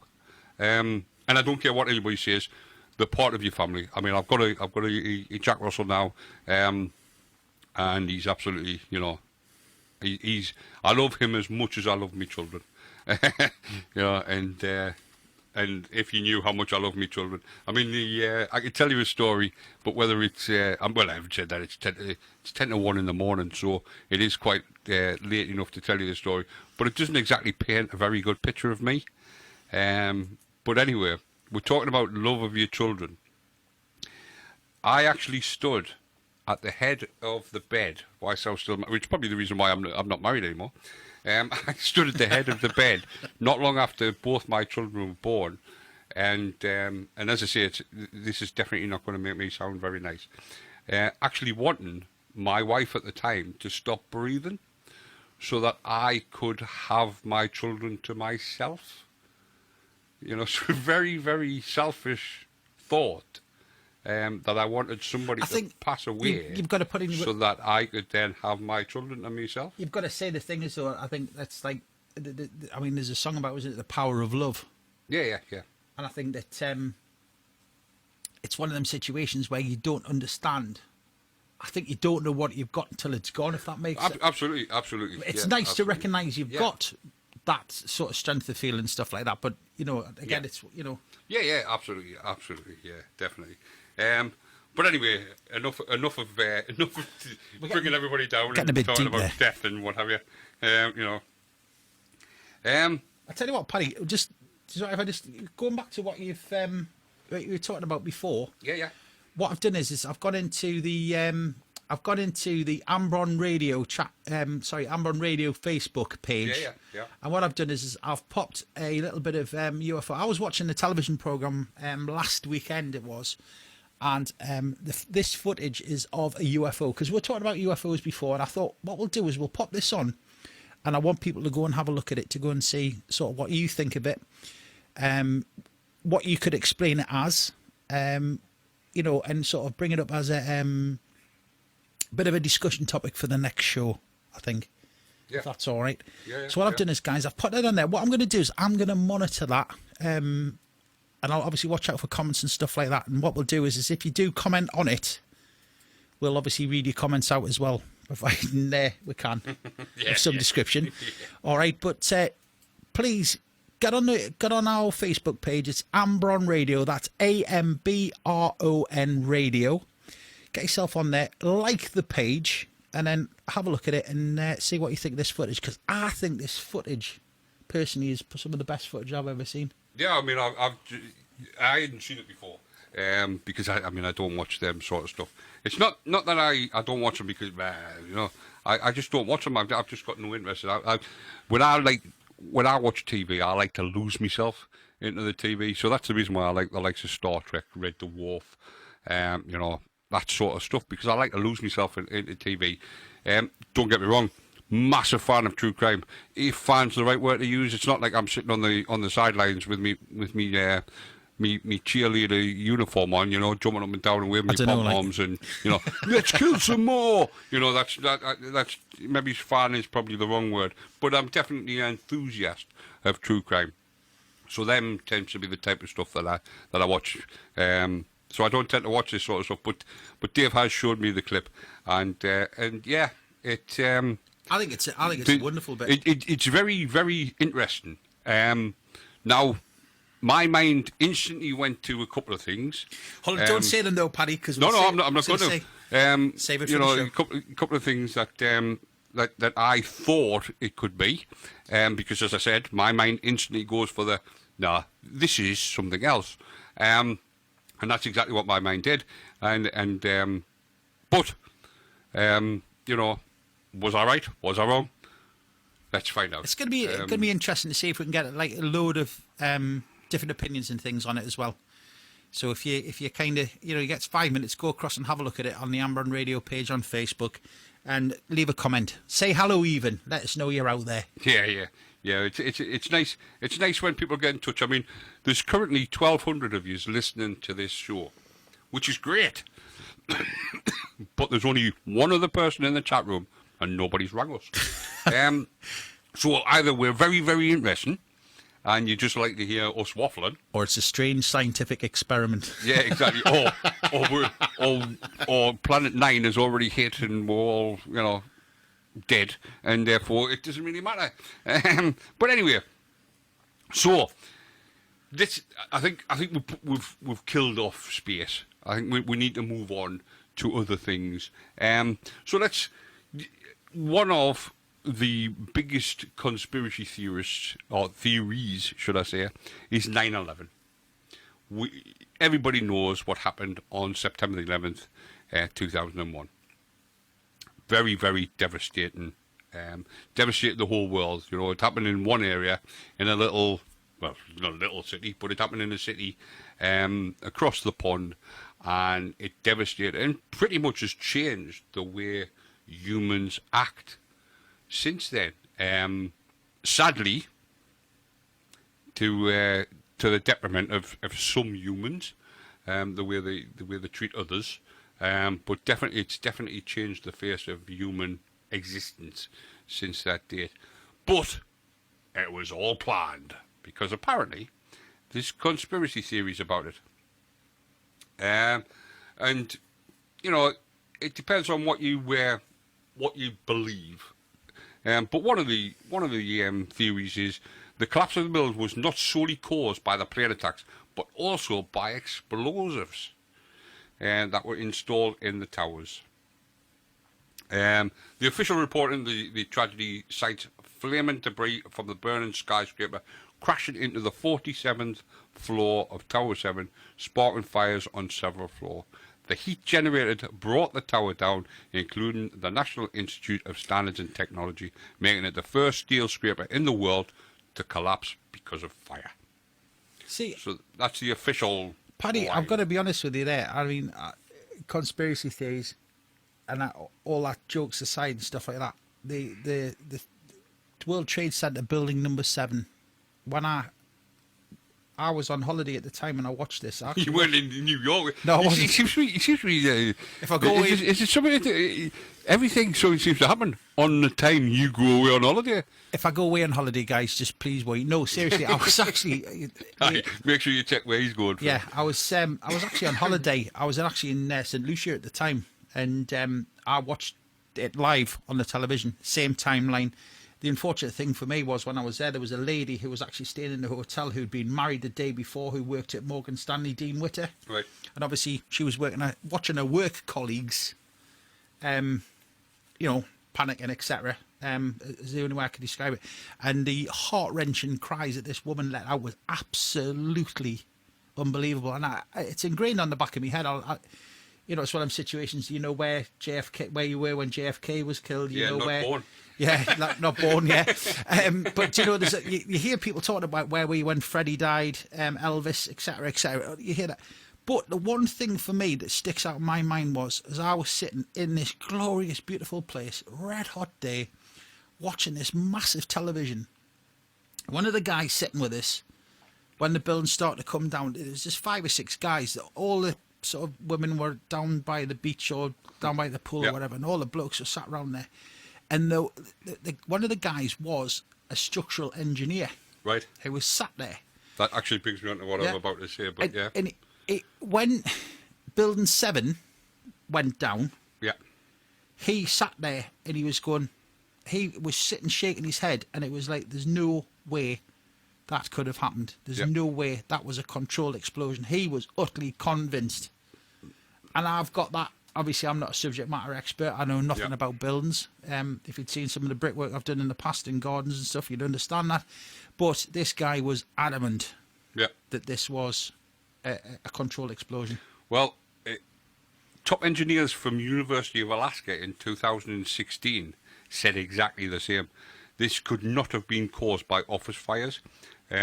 Presenting the team's findings at the Justice in Focus Synopsis in New York, it was revealed it is our preliminary conclusion based upon our work to date that fire did not produce the failure of this particular building.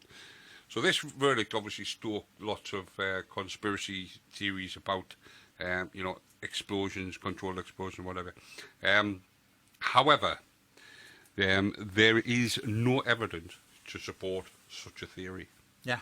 It just, when you actually, if you're watching the footage of the building, and again, I've spoken to people. One of the guys I used to work with was actually something to do with the Marriott hotel, which was around the corner. It was quite seriously damaged when one of the towers, the main towers, went down. I think it was Tower 2. I'm not off the top of my head, but then he said that the amount of damage was actually done to the building was.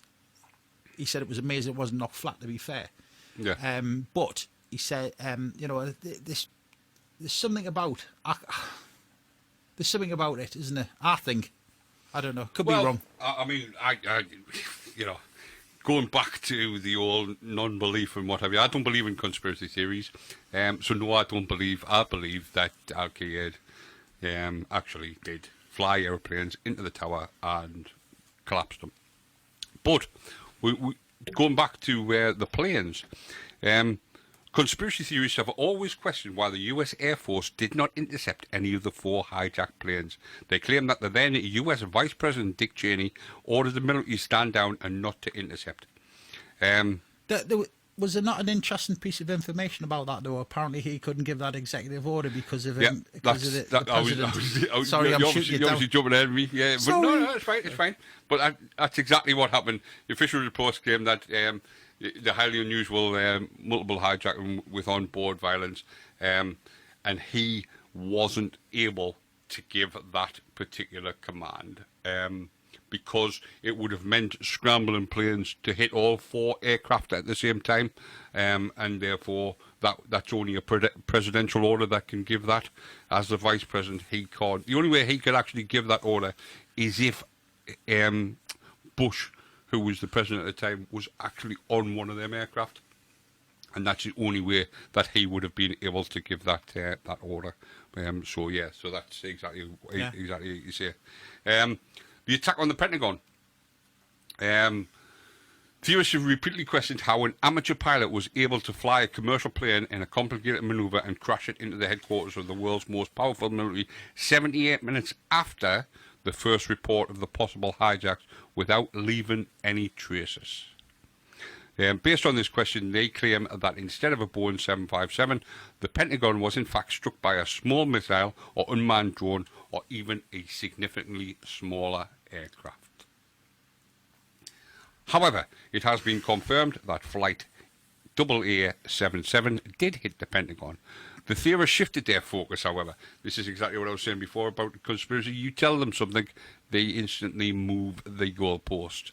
Therefore, to how the plane managed the difficult maneuver, with hardliners claiming the plan was actually being controlled by the Pentagon itself. So bearing in mind that you would have a guy flying an aircraft being controlled by the building that it's about to crash in.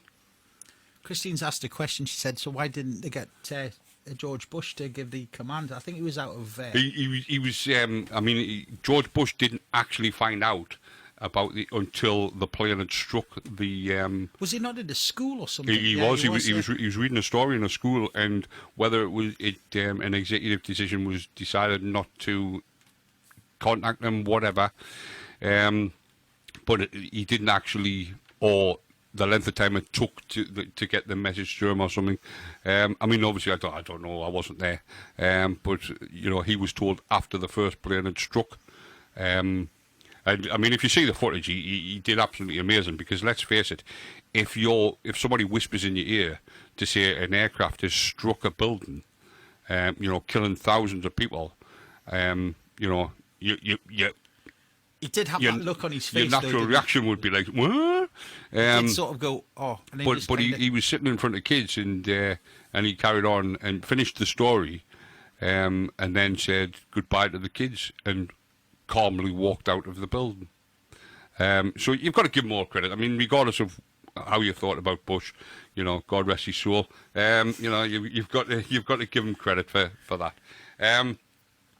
So as I say, obviously the video footage did show much wreckage at the Pentagon. There was a good deal of video and still photography from the aftermath, which shows an actual plane, even though they say that there's... Do you know, I've never seen that footage. I've never seen that picture. Oh, really? No. Right. I've never seen it. Right, so does that mean you come down on the fence of the conspiracy theorists? No, I'm not, but the thing is you'd imagine if an aeroplane hit the building, and I'm saying if, right? It sounds as if I've joined the conspiracy theory. Yeah. Dave is one of them. No, I'm not. Get the holy water out. No. It's... I don't know. I've never seen that footage. I have seen... I'm a bit of I love me Discovery channels and stuff like that. And I have sort of seen a number of documentaries. Obviously, they do we've just had the annual repeat, obviously, with it being the anniversary. Yeah. And I know I've also listened to sort of various podcasts and things like that where they've discussed it through. And it's got to be said, it's kind of, there's a lot of evidence to say that there wasn't. Now, I know that's obviously the message that these guys want you to hear, and I get that. I'm not, I'm trying to be open-minded and scientific about it as possible. but I haven't actually physically seen a picture of somebody Right. going, there's part of an aeroplane. Yeah. This is the wreckage that was taken away from it. Yeah. Oh, I mean, So- I fully get, and I fully appreciate And exactly what you it's said. one of those things, isn't it, where if you actually, I mean, flip it on its head, we're talking about paranormal things and stuff like that. If you physically actually saw something, that would give you the evidence. Yeah, being well, that's evidential. exactly what I said. Yeah. You know, people lie, evidence doesn't. So if you've never seen it, you're just taking somebody's word that there was an aircraft in that. I mean, I have actually seen a photograph of a plane in the Pentagon, but that I'm going to come on to something later on, which sort of, blows my explanation out of the water. Okay. So anyway, the fourth plane, United Airlines Flight 93, was actually a crash site. So it was already a crashed plane. So it wasn't actually, the plane didn't crash where it said it crashed.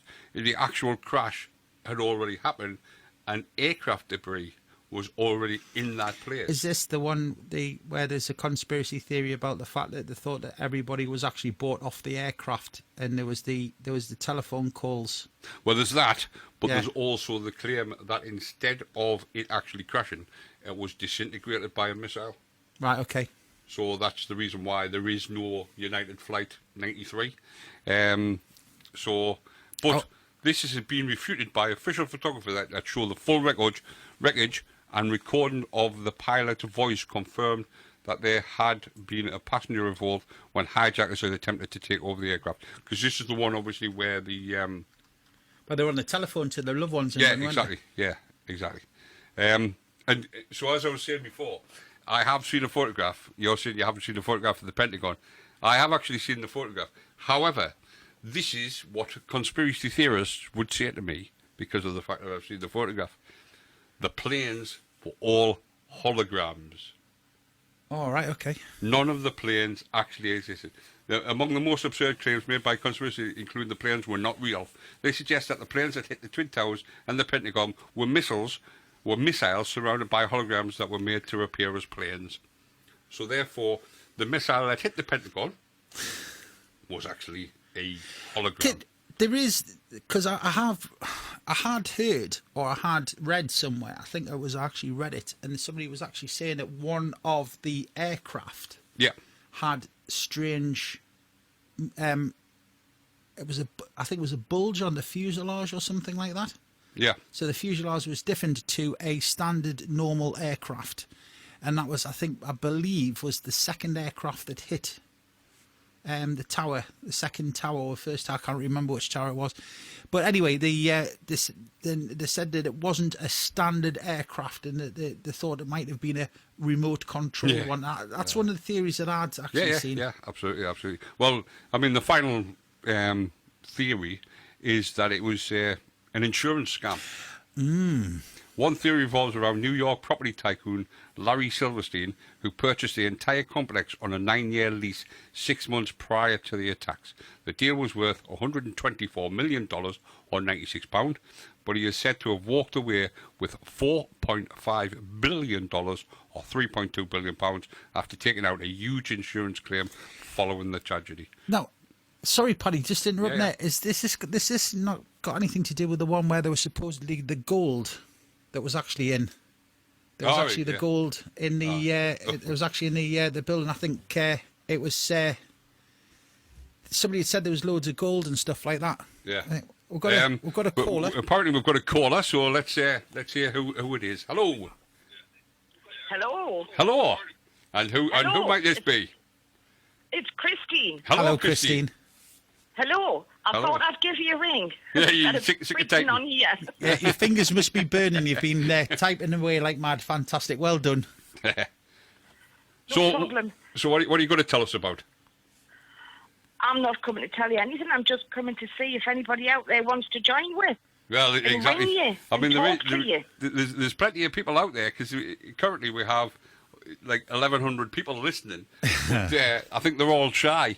Either that or they're all just come in from the night out on a Friday night. And they just want to listen to us guys waffling. It's either Well, I'm usually shy, but I've rang. No, I know, exactly, Christine, yeah. but honestly, it's We'll send you $5 in the post. Yeah. So you don't want- or buy carrier So come pigeon. on, you guys out there, get ringing. Yes, I definitely. That's Thank you wonderful. very much, Christine. No problem. Yeah, we'll send the I'll go $5 back by to carrier typing pigeon. now. All right, then. Right. Get some ice for your Okay. fingers. You're doing a Right, grand okay, job. Cheers. See you later. See you Cheers. later. Right, Bye. Bye. Bye.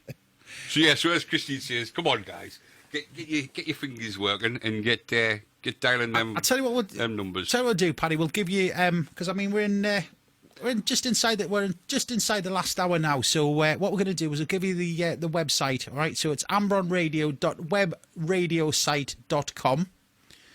Okay. You can join us on Facebook.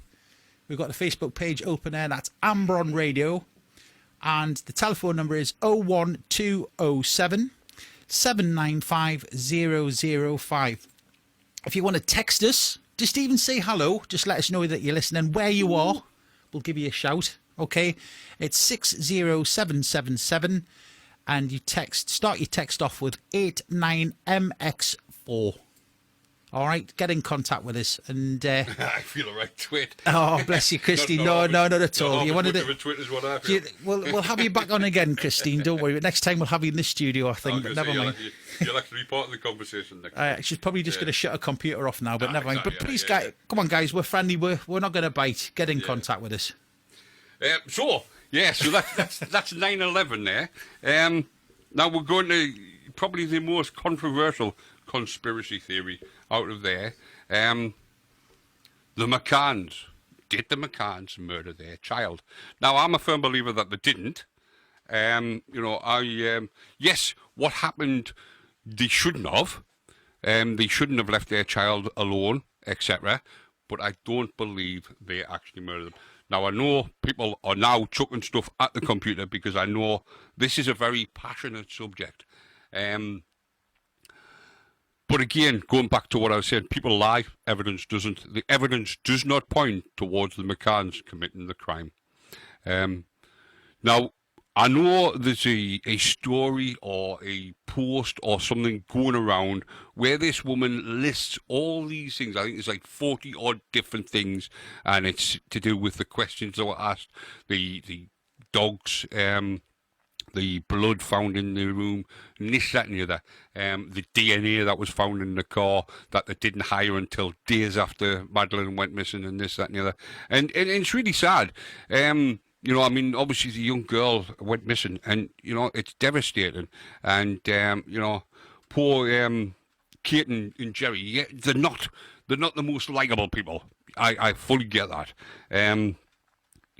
But, they've lost the child, and people are now pointing fingers at them. Now, if they are guilty, then let's get them caught, let's get them locked up.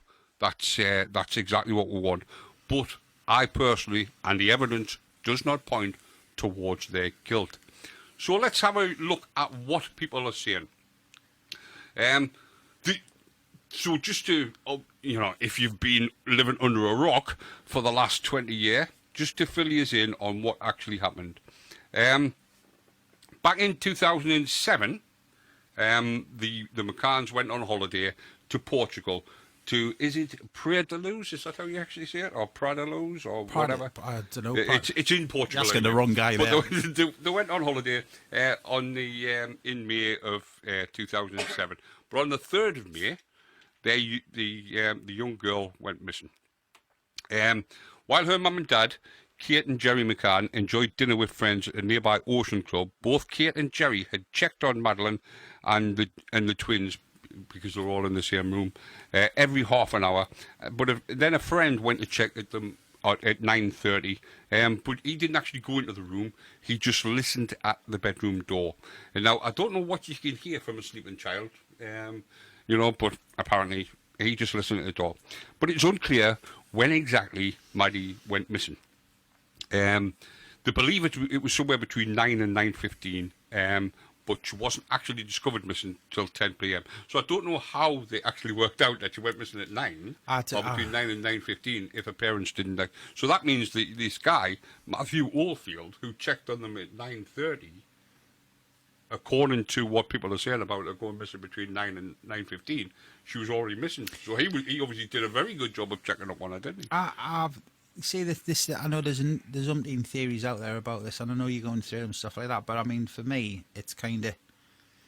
I mean, I remember when we were kids, we were sort of. I think my mum and dad learned quite at an early age, really. To be fair, because I remember having a holiday with me mum and dad, my nan and granddad, before my sister arrived, and then it used to be my mum and dad. Kind of, we used to go off on holiday by themselves and leave us with my grandparents and stuff. And Whoa, should you be releasing this? no, I loved it. It was great. We had 2 weeks down in Birmingham, but no, we were kind of kept up late, and I can remember, sort of, as a young kid, I can't really. I think we were somewhere in Yugoslavia or somewhere as it was at the time, and I can remember I fell asleep in the restaurant and woke up in my bed in the morning. Because obviously that magical carpet ride that you get, exactly. Dad carries you back. Where you fall asleep, you always end up in your bedroom, don't you? Yeah, that's it. As a kid, anyway. I was going to say, yeah. when I fall asleep on the settee, I wake up on the settee. Or sometimes on the floor. But well, yeah. But more times than not. More times than not. But no, it's quite. For me, this is quite a weird one because it's your kids, and for me, okay, you might want to go out for a romantic meal and stuff like that, and But it wasn't even a romantic meal, was it? It was a meal with friends, wasn't it? So it wasn't even like him treating her to an anniversary dinner or something. It was just a group of friends who went out for a meal. I think possibly the last quite a few holidays that I've actually been on and stuff like that. I mean, not so much the last one I've been on, but before that, when you've actually seen people and they've they've had the kids up. It's been like 9:30, 10 o'clock at night. Yeah. Which is exactly the time that she went missing. Yeah, and you sort of see them, and they're sort of sitting in the restaurant, sort of having the eyes open, quite as you. Yeah, sitting. Doing the adult thing. I've obviously been a parent of 2 children. I've been there myself. Not so much the 9:30, 10 o'clock, because I never, when we went on holiday with the kids, we used to go to the family bars and what have you, and we'd maybe have a drink, but that was it. Then we'd go, because at the end of the day I was on holiday with my children. I wasn't on holiday with anybody else, so therefore I spent most of the holiday with my children. So if we went to the family bar, it was to see whatever act was on at the time. But once we'd had a drink, and we then went back to the chalet or caravan or whatever we were stopping in, and carried on with our holiday. I mean, many a night I hate the game bingo, but there's many a night we played bingo, and I was the caller because of the fact that I hate playing bingo. I remember the last family holiday that I went on with my mum and dad. I think I was about 16 or just coming up 16 at the time, right. And they had a man-o-man competition, and I paired off with this girl who I'd never met before. Well, it was a man-on-man competition. You paired off with a girl. Yeah, you had right. That sounded so weird, but no, there was a bit of a competition. See, what you had to do is you had to drink 2 pints of lager, right, or 2 pints of beer, and then what she you had must have been some girl. Like she was, yeah. God, I hope she's not listening. Then what you had to do is she'll be ringing up. Yeah, the phone's going to go. Oh, yeah. Put your and obviously put your head on the pole and you spin round 3 times, and then you had to run down, and obviously you wipe the bar out, because you couldn't stand up straight and stuff. And had this competition thing going and stuff like that. And I remember that was probably the 3rd or 4th night into the holiday, and I met up with this group of lads, and we kind of disappeared. Yeah. And I think the only time I actually turned up in the second week was to go and ask my dad for some more spending money, because I'd blown me savings. Yeah. On beer. It was a beef. Which is, I always remember my kids they would have their spending money, but it would always be like wherever we went, it was always like you've got to try. I want that, but I've left me money in the chalet, or I've left me money in the caravan, or I've left me money at the hotel, and so if you buy that for me, I'll give you the money when we get back. Yeah. Guess who has never received any of that money? Yeah. Yes. Exactly. Definitely. I hope they're listening. Well, Christine says yes, they do. Exactly. So anyway, getting back to sidetrack. No, it's fine. Getting back to were the parents right or wrong in leaving their children? Well, yeah, they were wrong, because you're on holiday with your children, but they put in all what they believed to be safeguards. Go and check on the children every now and again. The question is, did they go and check on the children when they say they did? We will never know. You know, there's no evidence to say they didn't. There's no evidence to say they did. How many times have they done it in the past? How many times have they left Madeline by herself whilst they went off with their friends? Nobody will ever know because nobody's ever going to say it. So yeah, you could say, you know, what they did was wrong. But how many times did they do it, or how many parents do it and get away with it? That's, you know, the problem. But anyway, some of the theories are that it was due to a burglary gone wrong. So somebody broke into, you know, people are on holiday, so they know people have, like, took, you know, money with them, etc. And so somebody broke in whilst they were rummaging around. They'd woke Madeline up, and obviously they then had to deal with a screaming child. Do you not think, though, that if let's do, because there was obviously there's the twins there as well, if I remember correctly, there's the twins. So obviously, if they woke the little one up and she started screaming, would that not have woke the twins up? Well, and you would have started thought chaos? so. You would have thought so, which is exactly what the. But then again, you know, going back to the theorists and how they would change it, you know, Madeline's not even in the room anymore. She's come out of the room because she's heard a noise and thinking that it's her parents. And I sound like a theorist now because I'm actually giving an excuse of why it doesn't want the children up. It's good to explain it, though, isn't it? You know, like sort of, she goes into the room, sees who's not her dad, rummaging around in the drawers, you know, stealing stuff and what have you, and starts to scream. She's not in the room with the kids anymore, so therefore, you know, it doesn't wake the twins up. And this was actually the route that Scotland Yard went down, was that it was a bungle burglary. And that's what they based their whole case on. Obviously, you know, it never came to fruition. But the Portuguese police, they actually dismissed that theory. They said that wasn't what had happened. So there's got to be some conflict. If Scotland Yard is saying that this is what happened, and the Portuguese police are saying, no, this isn't what happened, then there's got to be something adrift. Because there was no CCTV, was there? Well, exactly. Or the CCTV wasn't working. Then there was the guy supposedly. I don't know what I'm stepping on you. Yeah, you probably are. Oh, okay. The child trafficker, is that what you're on about? No. That's right. Sorry. No. Go on. I'll let you go off, and then if a heartbreaking theory is that she was taken and kept alive by child traffickers who could have potentially sold her desperate couples, or sold her to desperate couples who wanted children. Because was there not a bit of news about that where supposedly she'd been. They'd had a photograph of a kid that looked suspiciously like her, and it was somewhere from, I don't know, Middle East or somewhere like that. Well, the thing was, I mean, the where they are was 90 minutes away from the border. Yeah. Now, if you go back to thinking that it took them an hour to discover she was missing, she was now 30 minutes away from the border. Yeah. When they discovered she was missing. So regardless of what happened, unless they had a aeroplane or anything like that, it wouldn't actually. She was out of the country and away before they'd even realise. There was a little bit behind that theory as well, where apparently somebody had sort of seen her and they'd sort of. But people are saying her all the time on that. Yeah, I mean, there was a woman on social media actually thought she was, but then it turned out, how could it possibly be? Because of her age and this, that, and the other. Well, yeah. But yeah, there was a woman actually. There's a whole new conspiracy theory there. Yeah, exactly. Yeah. So, but then, as I mentioned earlier, there's many people actually believe that that the parents were guilty, that they'd actually, you know, but as I mentioned, there is yet to be any forensic evidence linking the McCanns to the disappearance of their daughter. But there wasn't any forensic evidence anyway, was there? Because the forensic evidence was there was blood in the apartment, which could have come from anybody. Yeah, but you could have cut your finger though, couldn't you? Well, exactly. Yeah. It could have, you know, nosebleed, because apparently she had prolific nosebleeder or something. Most kids do. Well, exactly. There was a DNA found in the car, which was the hire car. Was that the McCann's car itself?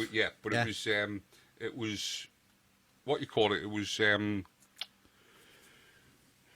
I can't remember the correct phrasing for it at the moment, which is really bad considering that I'm studying at university. But there's an actual correct phrase for it. And basically what they said was it could have come from any of the McCanns. Because of the family link. Yeah. DNA. Familiarity. Familiarity. That's exactly what it is. Yeah, I knew it. I knew they knew the word. But yeah. So therefore, you know, so there isn't any. So there was forensic evidence, but no. In the corpse dogs or the whatever they call them, the cadaver dog. Cadaver. That one. Cadaver. Yeah, that's the one. Cadaver dogs. Yeah. Yeah. Apparently, Who's doing this course? Yeah, exactly. They smell death, but it's not difficult to smell because it's not necessarily. And plus, a dog, that when they brought the dogs in, the smell of death wouldn't have been around because it doesn't last that long. It lasts about 24 hours, and it was about 2 or 3 days after the event that they brought the dogs in, so the dogs wouldn't have been able to smell it anyway. Yeah. So if they did smell something, it had nothing to do with the case. So yeah. Another one is it was a freak accident that she woke up in the middle of the night. Her parents weren't there, so she went looking for her parents and had an accident. Whether she fell in the sea or whatever. But that's another theory, is that she had an accident, which, to be honest, is probably the most realistic one out of the lot. That she had an accident and couldn't be found. That or the fact that she was still in order, I think it's probably. I think the two that I would kind of go with, you know what I mean? But then you would have thought if she'd kind of had an accident that they would have actually found some evidence outside the flat, outside the holiday home, which they didn't. It says though, you could take a 10-minute drive from where they live, or where they were, and you can look down a 100-foot drop. Is that right? Yeah. So therefore, obviously, accidents can't happen. Oh yeah, do happen. And as I say, I mean, personally, I think I would come down on that being an actual. I mean, let's face it. If a kid's going to find trouble, they'll find trouble. That's what. Oh, well, you've got to look no further than what do you call it? Yeah. The kid who climbed in with the gorilla. You look at a gorilla and you don't go, oh, I'm going to crawl in with that gorilla. Yeah. But a kid doesn't think like that, does No, it? A kid will go, oh, it's a gorilla. I want to go and play with that monkey. And obviously we know what happened. So anyway, that's the McCanns. So we're going to take a short break. We're going to play another Linda story of Creswell Towers. Linda's Grisly Tales. Linda's Grizzly Tales. Sorry. Yeah, we're gonna play another Lindsay's Linda? Lindsay. Linda. It's getting to that time of night, ladies and gentlemen. Yeah. We've got 33 minutes left. But yeah, we're gonna play you the Creswell Towers story. Just a short story, but it gives us enough time to have a breather, and then we're going to come back and we're going to finish off the show with probably the weirdest conspiracy theory that's out there. So here we go. Christine's asking if you're getting tired. Yeah, probably more than likely. Yeah. Well, it is nearly. He's had 9 cups of coffee, Christine. Yeah, exactly. Yeah. It's not so much the tired; it's the toilet that I need. He's got to go to the loo. So anyway, happens at his age. Yeah. So here we go. Linda and her Creswell Towers story. Creswell Tower. Creswell Tower, dating back to the 13th century, stands in the picturesque village of the same name. It stands in sight of Druridge Bay, a 7-mile long stretch of beach and sand dunes. The tower was formerly the seat of the Creswell family, one of the oldest families in Northumberland. In the 18th century, a mansion house was built adjoining the tower. Less than 100 years later, the house was destroyed, but to this day the roof groove can still be seen on the north wall of the tower. In 1821, Creswell Hall was built to the west of the tower. However, this was demolished in 1937. The tower now stands alone in woodland next to a caravan park named after the historic building. It is well preserved from the outside, and the inside consists of the stone byre on the ground floor and 2 upper floors accessible by a spiral staircase. A sad story associated with the tower tells how the beautiful daughter of the family living at the tower had fallen in love with a young Danish prince. The Viking raids on England had ended a number of years earlier, and a lot of the Danes had decided to stay in England and set up home, particularly in the north-east. A large number of Viking raids on Northumberland had started at Drawridge Bay, as it was a long, unprotected stretch of coast, and Creswell was under constant attack. The beautiful girl's family were unforgiving and hated the idea of her having anything to do with someone who they still considered their enemy. The girl told her family of plans to marry the prince, and they were absolutely furious. The wedding plans were made with the Danish prince paying his fiancée's family a generous dowry, and the couple couldn't have been happier. They were to be wed outside Creswell Tower, and on the day of the wedding, a huge crowd of locals gathered. The locals had taken to the Danish prince, and spirits were high in the village. The bride waited patiently at the top of the tower, looking out towards Drawridge Bay for her husband-to-be to arrive. She didn't have to wait long as she saw a horse approaching along the beach.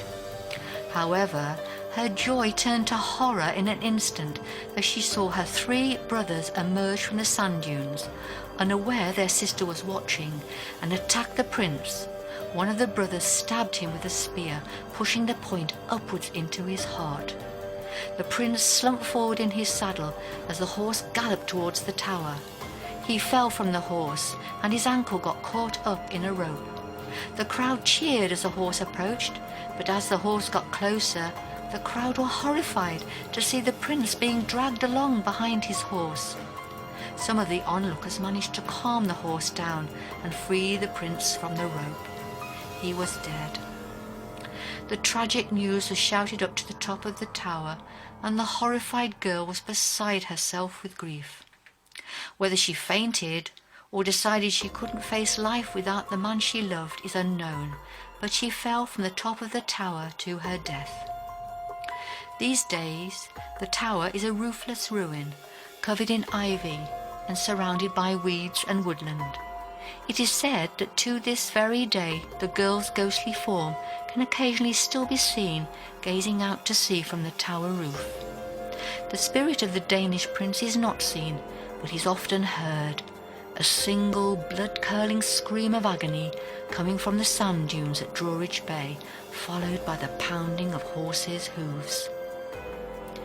Another less well-known variation of the above story is set in more modern times, the mid-18th century. A pretty young lady was stood atop Creswell Tower when she witnessed her 2 brothers murder her boyfriend near the lifeboat shelter, which is now a car park. As a result, she went insane and died shortly afterwards. Her restless spirit now roams the village, wandering the streets, going into gardens and knocking on and looking through the windows. Screams have been heard across the fields, described by those who've heard them as being almost human and not of this world. Drawridge Bay, which actually means the Bay of the Druids, is said to be haunted by a witch who met her end in the wild, untamed sea at the bay. She was caught practicing witchcraft one Halloween night at Seaton Delaval, a village 14 miles south of Drawridge Bay, and was sentenced to be burned at the stake. As she was being tied to the burning post and wood faggots placed at her feet, she begged the locals her one last request. She asked to be brought 2 unused bowls made from hazelwood and some water to cleanse her feet. It was agreed that this seemed a harmless enough request, and she was simply delaying her own death. The bowls were brought to her, and she was untied. As she put her feet into the bowls, the locals were stunned and horrified to see the witch rise high up into the moonlit sky, her laughter filling the air.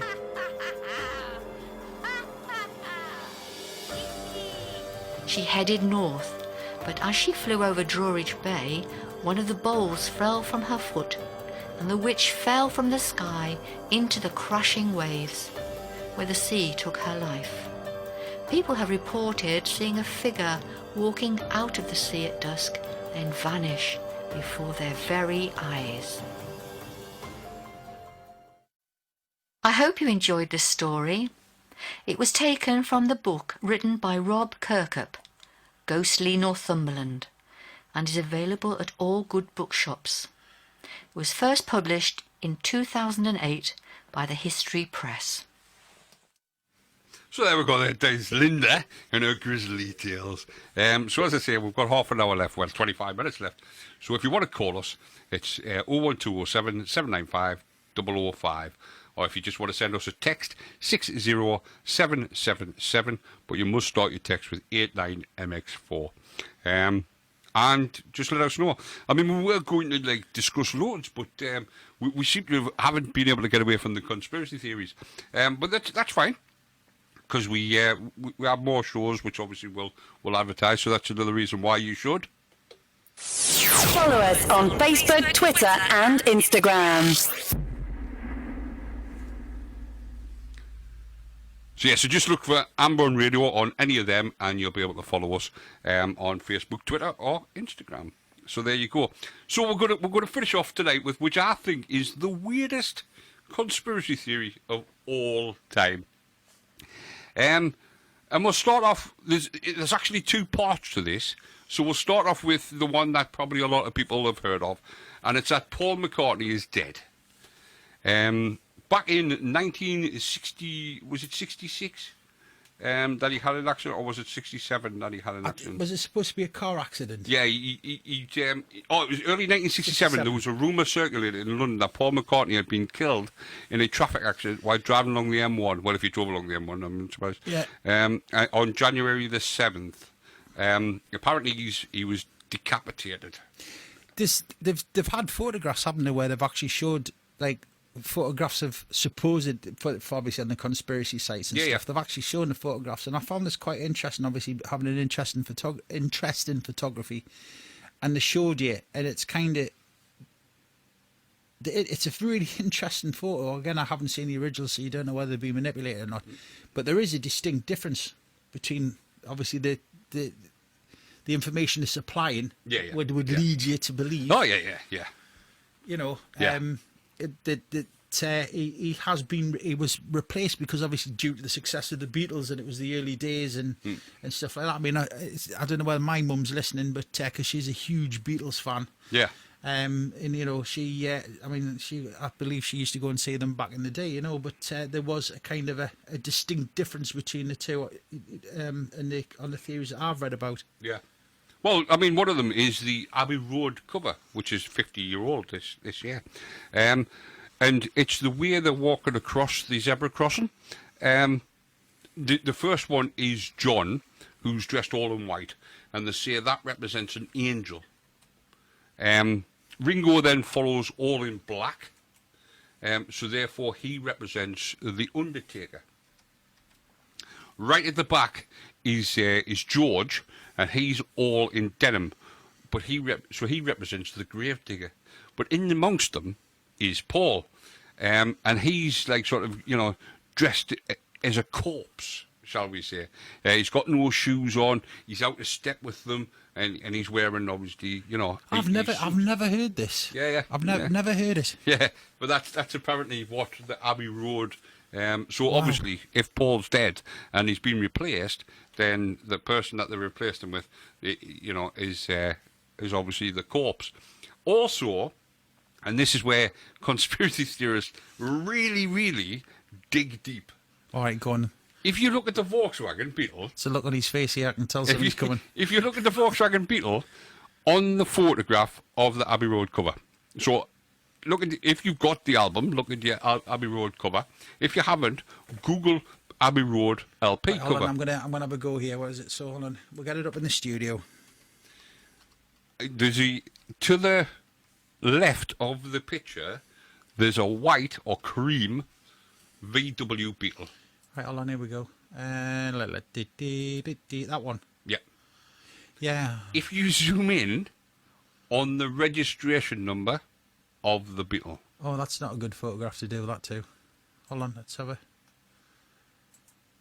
Go on then, Paddy. Tell us what it. If you zoom in on the registration number of the Beetle, bearing in mind it's a Beetle to start off with, yeah. the Volkswagen Beetle. High resolution. So Yeah.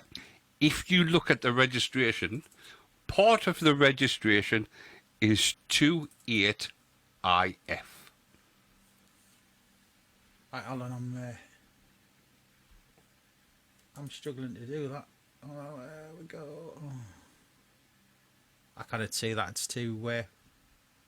But yeah, Too so pixelated. it's part of it is 28IF. So if you get a chance to have a look at it, when the Abbey Road cover photograph was taken, was, as I said, 50 years ago, 1969. How old do you think Paul McCartney was in 1969? Oh, gone on 28. 28. So he would have been 28 if he was alive. 28IF. Wow. So, Never so, heard this, that one. so this is what I'm saying. Conspiracy theorists literally look at everything. So yeah. Well, you've got to, I mean, the thing is, if you're going to do a good conspiracy theory, you've got to have Well, really exactly, good evidence and exactly. stuff like that, haven't you? I mean, Yeah. you've got to make it kind of. Well, I haven't said that. I have heard some corkers where you, Yeah. you do just laugh and go, yeah, right, okay, fair enough. So yeah, so there's that, you know. Apparently, there's a song. Where's it at? I did read about this. Is it Strawberry Fields? And it ends with the line, something along the lines of "I buried Paul." John Lennon says, "I buried Paul," or something along them lines. Apparently, there's lots of songs that stuff appear where it sort of points towards Paul McCartney apparently not being with us anymore. I'm just looking at that picture there now of them crossing the road. Yeah. Paul hasn't got any shoes on. Yeah, that's what I'm saying. He's supposed to be dressed as a corpse because obviously, you know, he's dead. And therefore, you've got the angel in the front with John Lennon. You've got the Undertaker as Ringo Starr. Yeah. You've then got Paul, who's meant to be the corpse. And then you've got Some really George funky Harrison. denims there. Well, George Harrison is meant to be. So basically, you know, John's come to take the spirit away. Ringo's burying Paul, who's the corpse. And then George is coming along to fill the grave in. Yep. Wow. And that's exactly how it, you know, so people do look at things and come up with some weird and wonderful things.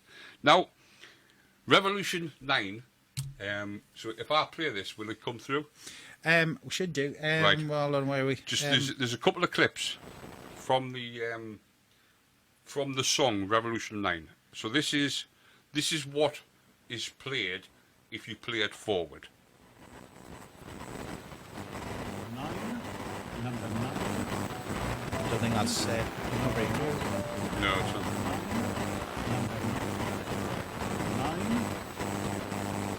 Tell you what it is.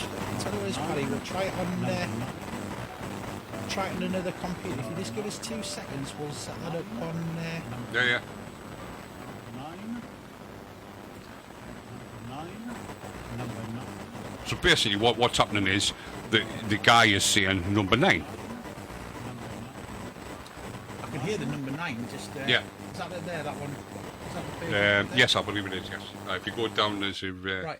So yeah, so the guy is saying 9 or number 9. So We'll try. we'll see if Shall you we can try see if that you again? can. I'm just going to. Yeah, see if you can hear it a bit more clearer now. Number 9. Yeah, Number that's a lot 9. clearer. Number 9. Number 9. Number 9. Number 9. Number 9. And as we all know, if you want to hear a message, you play it backwards. Right. Okay. That's that one. Yeah. Yeah. Underman. And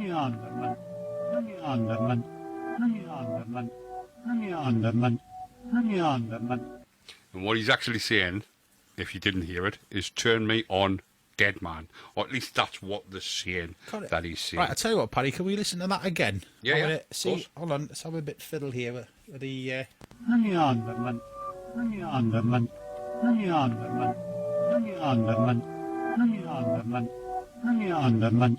I'm getting the dead man, but I'm not getting the turn me on bit. Well, that's the dead man. Yeah, so... Wow. Yeah, exactly. You know, clutch at its straws. I mean, the first question I've got to ask is, who actually decides to play their records backwards? Well, it was it. I know, but there was a bit of a thing when I was a kid. Well, the scratching and all No, that. Yeah, it was. yeah. was it Iron Maiden or something? I can't remember. There was Alice Cooper or something like that. It was kind of, you had to play it backwards and there was a hidden message. And one of the Queen tracks had a hidden message in the back. What year was that when you were young? That was the 80s. 80s, exactly. Mid-80s. We're talking 20 years earlier than that when they've come up with this theory. So, obviously the Paul is dead theory is out there. That's and a little bit weird. That obviously, the rebuttal is that on 21st of October 1969, the Beatles press office again issued statements denying the rumour, deeming it a load of old rubbish, and saying that the story has been circulating for about 2 years.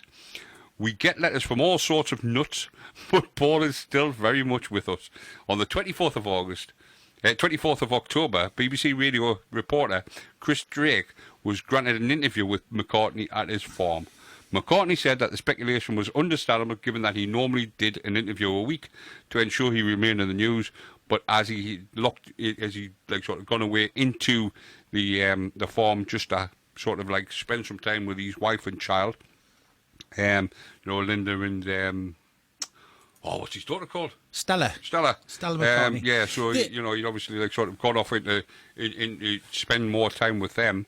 That was the reason why he'd never, following the publication of the article and the photo in the Life magazine issued on the 7th of November, the rumour started to decline.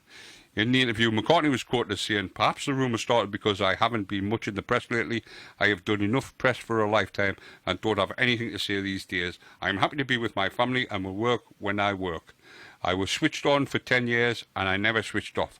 Now I'm switching off whenever I can. I'd rather be a little less famous these days." Fair play to the guy. I mean, if that's the kind of the thing is, I was actually, I was listening to a news story today, to do with Beyonce, with her, she's trademarked her daughter's name to Blue Ivy or something. Oh, probably.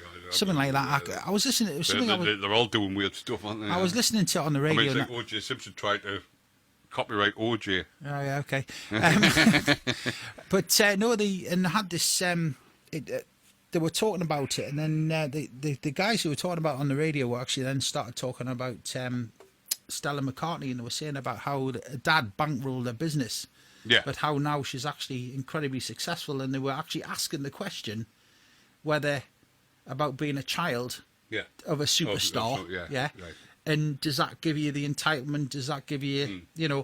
And, it's got to help, hasn't it? Well, I mean, she's had a good kickstart. If her father's bankrolling that business, then it's got to help, hasn't it? Well, but I think the thing is, at the end of the day, though, she's actually she stood up on her own right. Stella, to be fair, I mean, yes, maybe she did have a little bit of help from her dad. I think we all get a little bit of help from our parents and stuff. But it's quite interesting. Definitely. With the names and things. But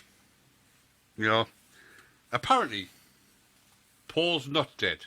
Even conspiracy theorists say this. All right. The reason Paul isn't dead, because he never existed in the first place. Right, okay. Because apparently the Beatles never existed. There's an actual premise that the Beatles never existed.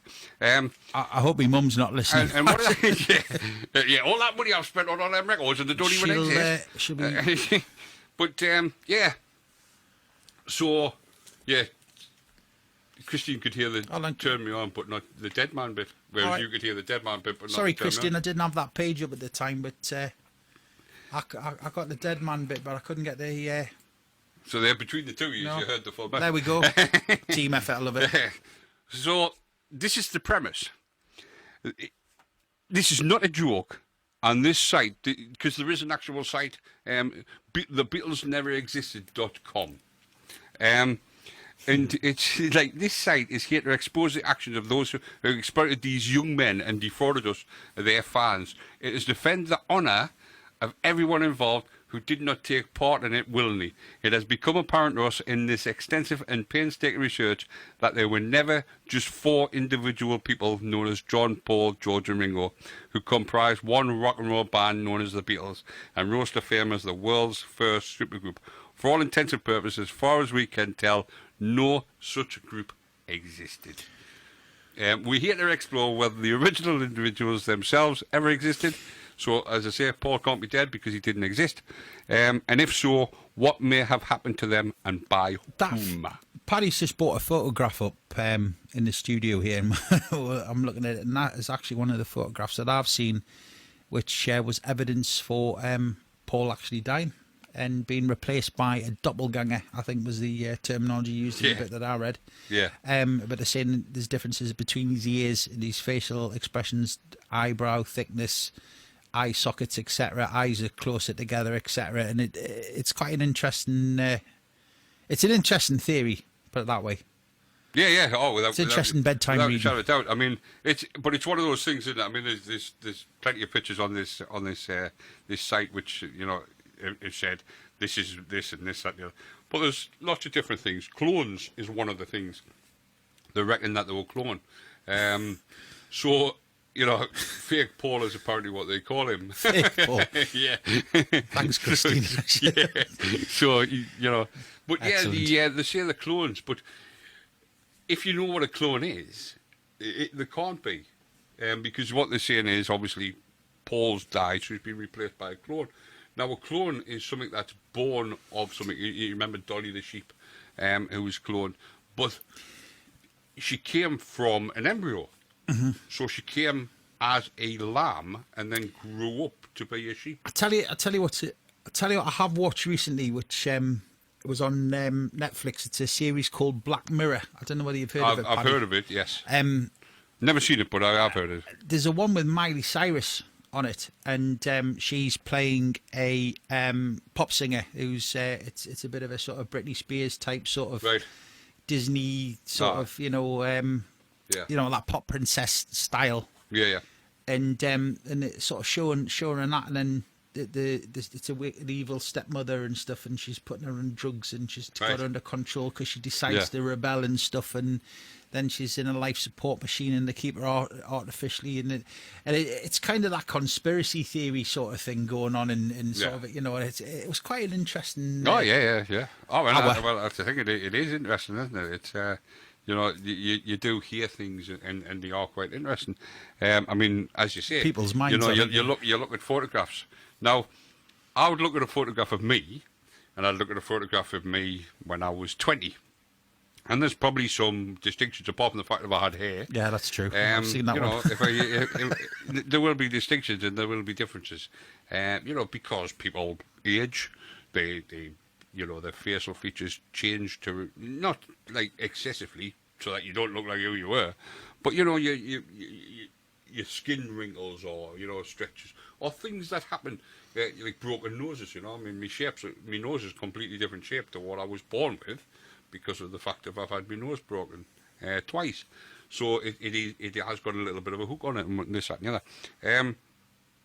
So yeah, there's lots of things that would have changed over time, and some of these photos that have been shown, and such as the ears are slightly different, and but are they enough to actually say that this person didn't exist? That's the question you've got to ask. And but it's not just Paul who they're saying. It's all of them. They all have distinctive or non-distinctive, should I say, differences. So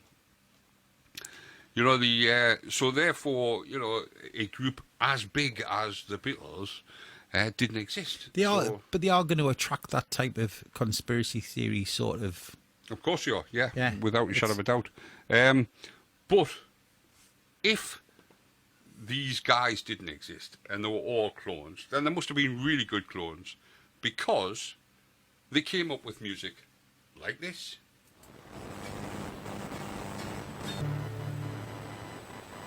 Follow us on Facebook, Twitter and Instagram. So there's the Beatles with 8 days a week, because that's another one of the conspiracy theories, is that because of their extensive workload, that's why, because there is an actual theory that there's more than one lot of Beatles. Wow. There's about 5 or 6 different groups, all cloned. So Paul has 5 or 6 clones, John has 5 or 6 clones. Right then, Paddy, so you're actually saying that, right? So if that being the case, if they're actually cloned, so obviously when John got shot. Yeah. Obviously, they must have went around and shot the other 5 as well. Yeah, because otherwise, John number 5 could be walking down the street and everybody, oh, John Lennon's alive. He's alive. It sounds like what It's alive. Brian Blessed of Flash Gordon. He's alive. Well, What do you got that mean somewhere. John's alive? But yeah, so the Love that film. So yeah, there's 5 or 6 of the clones of each of the. I mean, would you really want 5 or 6 Ringo stars? Yeah. Not particularly, no. But yeah, they would have to have killed them when George and John died. They would have to have killed them because otherwise, if the conspiracy theorists are right, but obviously they're not. But yeah, so that was why I played 8 days a week, because that was another theory, that there was so many, the workload was so big that they had to have more clones. So Really interesting. yeah, it is, and probably the weirdest thing. I mean, we could talk all night about Literally. conspiracy literally. Yeah, because there's so many conspiracy theories out there. I just picked a couple just to, I mean, I didn't actually. I picked a couple to last an hour. Believe it or not, I was only going to do conspiracy theories for an hour, but it actually took 3 hours to get through them. Plus the start of the evening. Well, that's it, yeah. So we're going to move on to other things. I mean, Dave's posted that picture on the Amber Radio Facebook page about the UFO. So have a look at that and tell me what you think, or tell us what you think. We will let you know via Facebook when the next paranormal experience is going to be, because we're fast approaching the end. We'll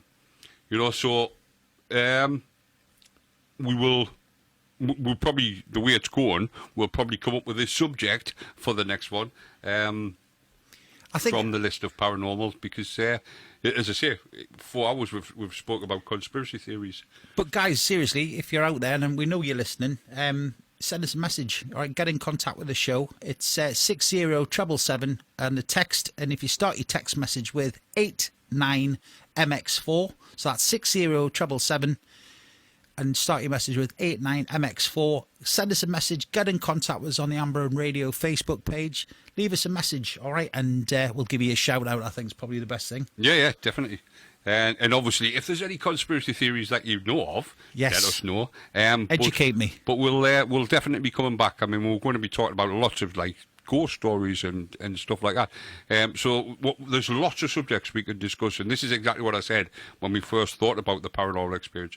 There's lots of things we could discuss, and this is exactly what we're going to do. So, all that's left to do is for us to move off. So, it's good night from me. And it's good night from him. Good night.